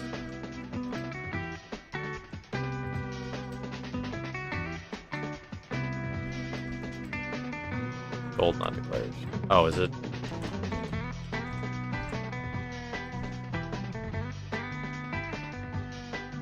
I feel like that's the same solution I thought of earlier that you got using me for doing. You're like, that's a less efficient way of doing it?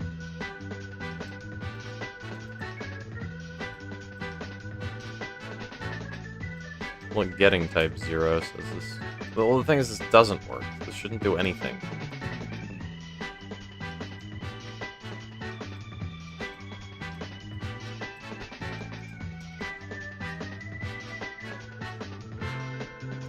This shouldn't exist. That's useless.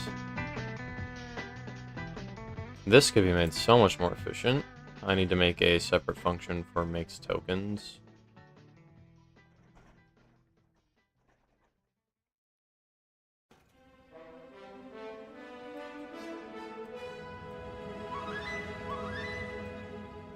Okay, how do you type this? Yeah, I'm not sure how you type this, because it's just instance.info.casting cost. That refers to right here, and then it's blank. So the formatting on cards that actually have a casting cost is supposed to be cost type. Oh, wait a minute. Hold up. Gold ring has this. All the other cards are going to need that too, otherwise they're going to die. Actually, no, they don't. The only one that needs it is this template. Bam.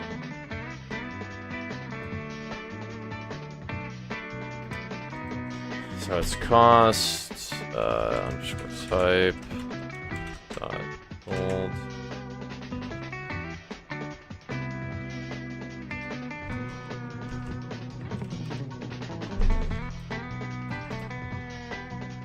Post some more goodies. Show me what you got. Okay, instead of info.type has equipment, we can do info.isType equipment.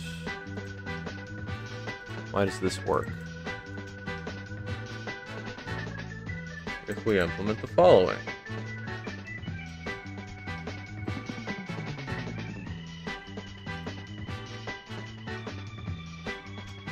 Ah, okay. That's actually such a good idea.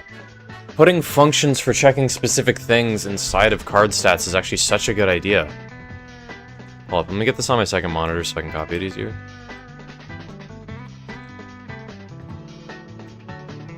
And we're going to card stats. I think I'll do it above these things. Maybe. Actually, this is, I'm gonna just have 3 indents. Okay, so func, yeah, is type space. Yeah, is type is a good idea.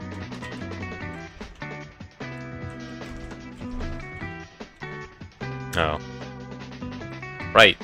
You can do this. I forgot you could do that. String.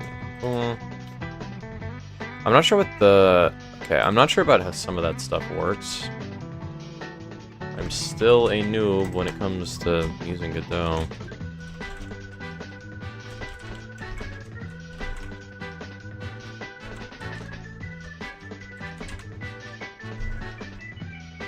You edited it. Where's your edit?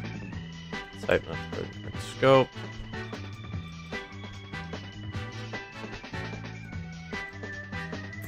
close this.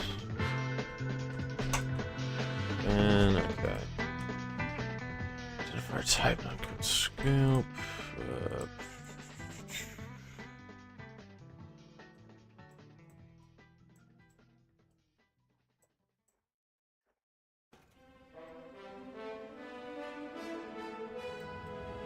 Let me just copy your formatting real quick.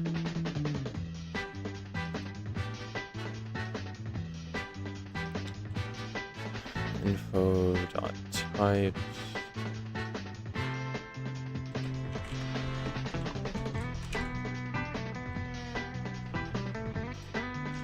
There we go.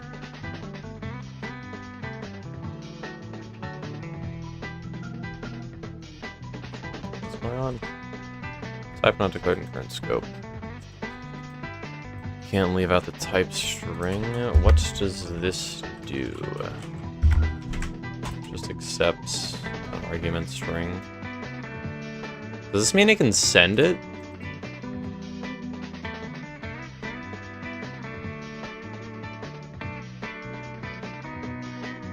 Now what does the like arrow bool thing do? I didn't type it right at all. What does this actually do? Oh, does it just default to false? No. Maybe. Does it just make it so it doesn't crash if this is false?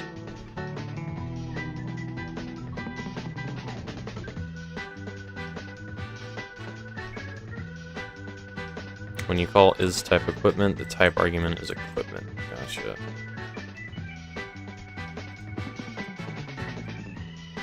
Does it crash? Doesn't crash. Then again, this doesn't actually run. Info. Okay.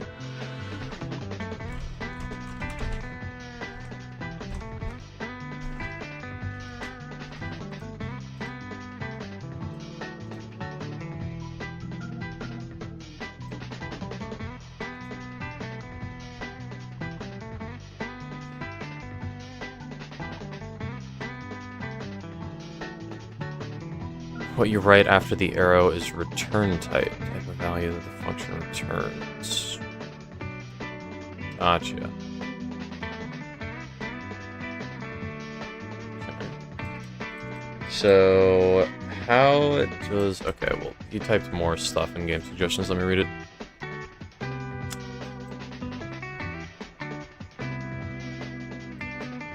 Variable, gold cost. Okay. So do we want to do one of these for literally everything?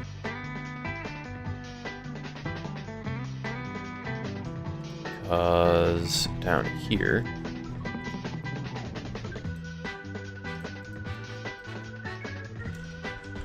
go function...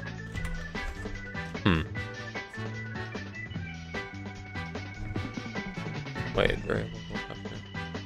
Wait, what?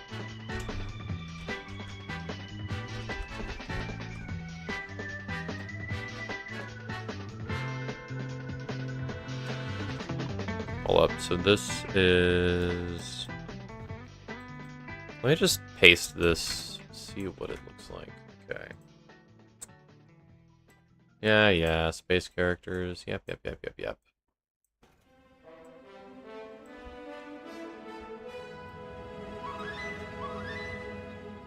Identifier cost type, declare current scope.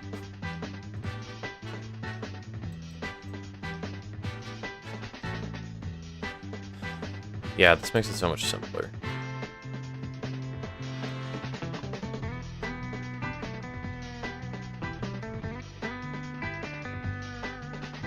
Yeah, I think the gold cost thing would fix there. That's why I went back. Where's cost type declared? Cost type is... Cost type isn't declared in card stats. It's only declared in each individual card, which is probably bad practice now that I'm thinking about it.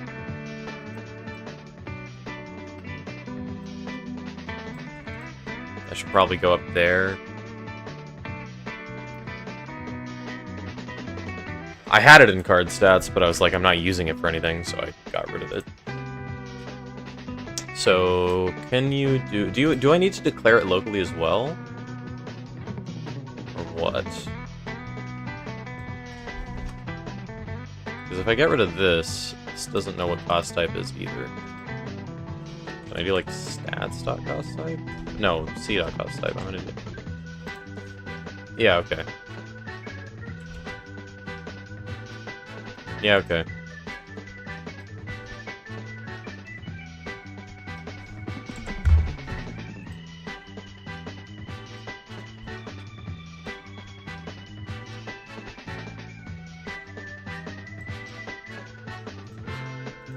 Okay, I'm learning. So let me try to figure out everything that gold cost does. So, variable gold cost. Why is this? Oh, right.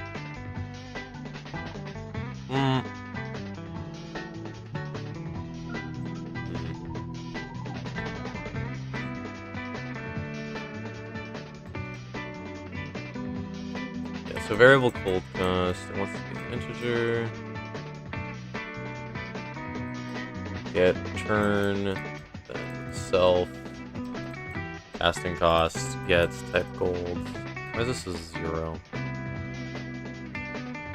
You can create a new home for that. Shown in the Discord channel.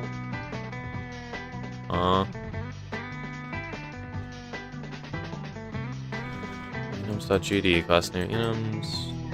Cost type, gold blood. Oh. I'll do that if multiple lists of these pop up. It's possible that I want to make one of these for creature types. I'm still not completely sure what an enum is. It's in the list of things that I want to look into off stream more.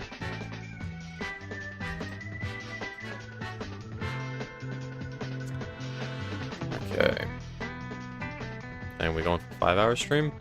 How are we at 4 hours and 3 minutes already? I swear it was 3:30. I swear I've been streaming for like half an hour longer than I thought I was.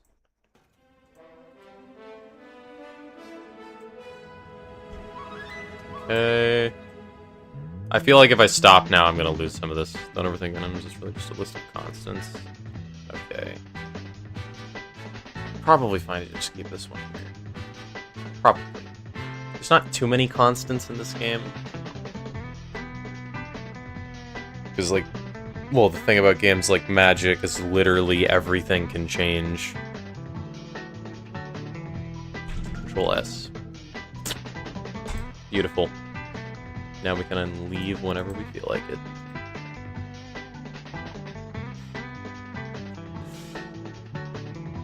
Okay. No, but I genuinely, like, I need to remember what everything is. Because, like, a lot of this code, Sebastian has been walking me through.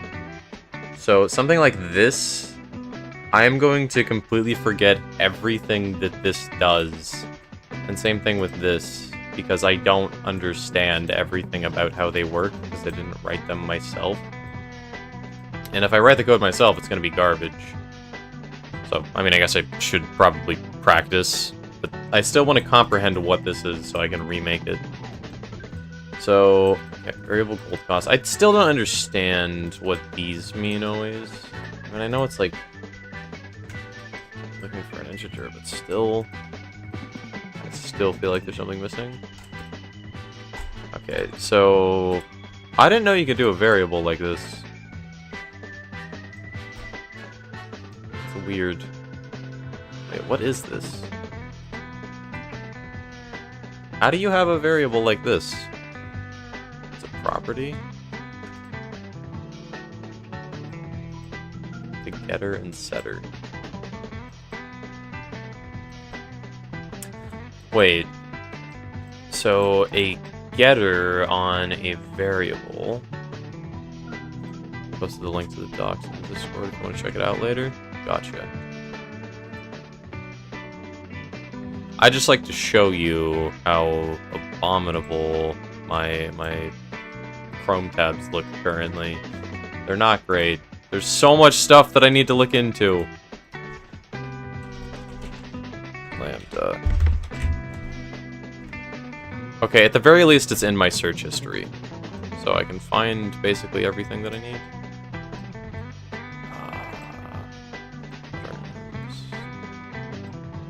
I'm closing a lot of these tabs. They're so messy. Bam. Yeah, I'll keep this. Getters and setters. Yeah, I'll look into that later. Work with it like any other value, but when you get set the value, your own functions. It's called. Okay. For example, when you do info.goldcost, it executes the code under get. Gotcha.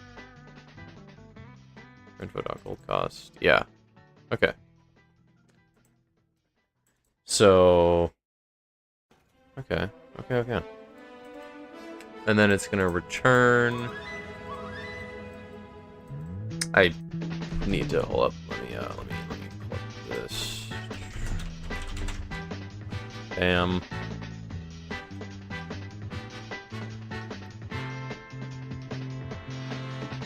So it's self casting cost, which is up here. Then it gets cost type .gold 0. Oh, right, it's the first value. Right, that's necessary. Okay. Okay. I'm learning.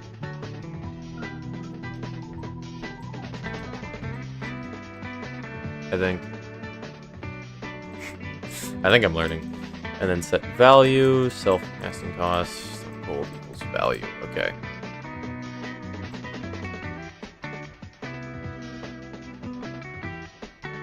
Gotcha. And then not Bible description, main under card released. Then it would be okay. It would gotta be like instance.info.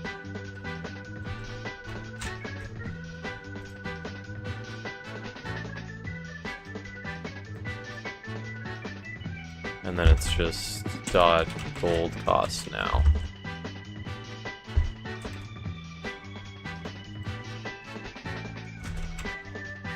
Can I do this?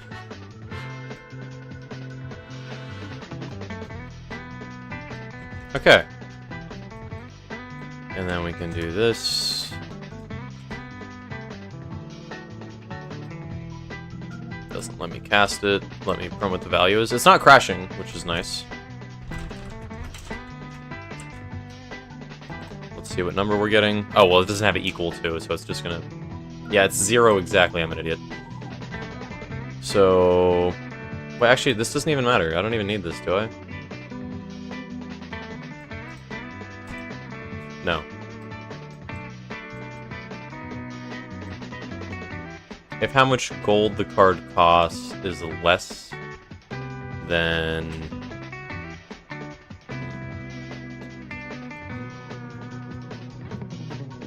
Okay. I'm gonna hard code this now, but it's gonna need to be fixed later. Hard coded to check only player wants gold.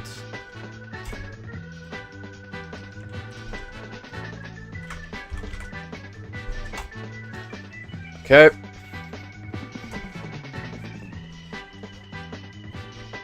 So current instance.info. I don't need you there anymore. So if the cost is greater to or equal to the amount of gold you have, then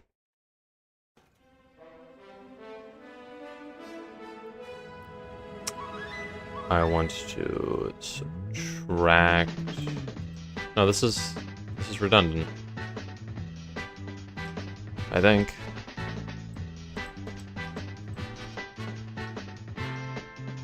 Okay, so you want to try subtract player 1 gold from this.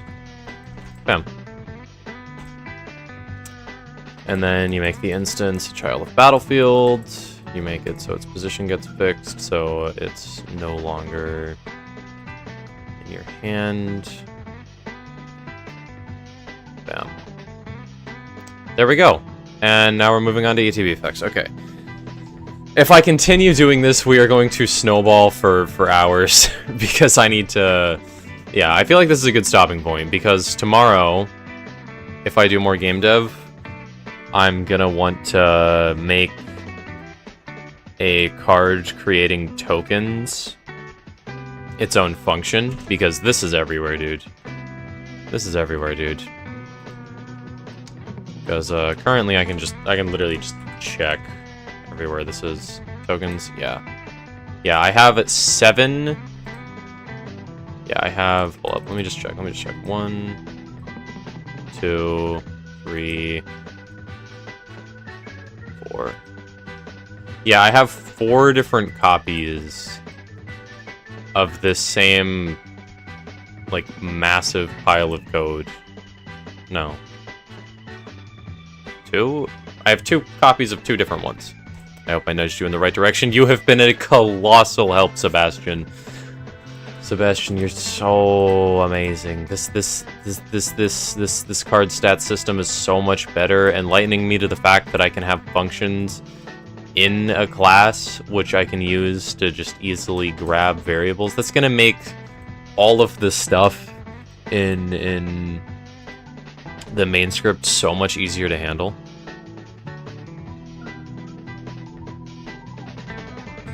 Like, you've been an amazing help, Sebastian. Please, 5-hour stream, we're so close. We're really not. It's 47 minutes away. I want pizza. I'm gonna go make pizza. Do I have pizza? I think I have pizza. I better have pizza. But, anyways, I am gonna go now. So, see you guys later. And by later, I mean tomorrow at 2 p.m. Pacific Daylight Time. See ya.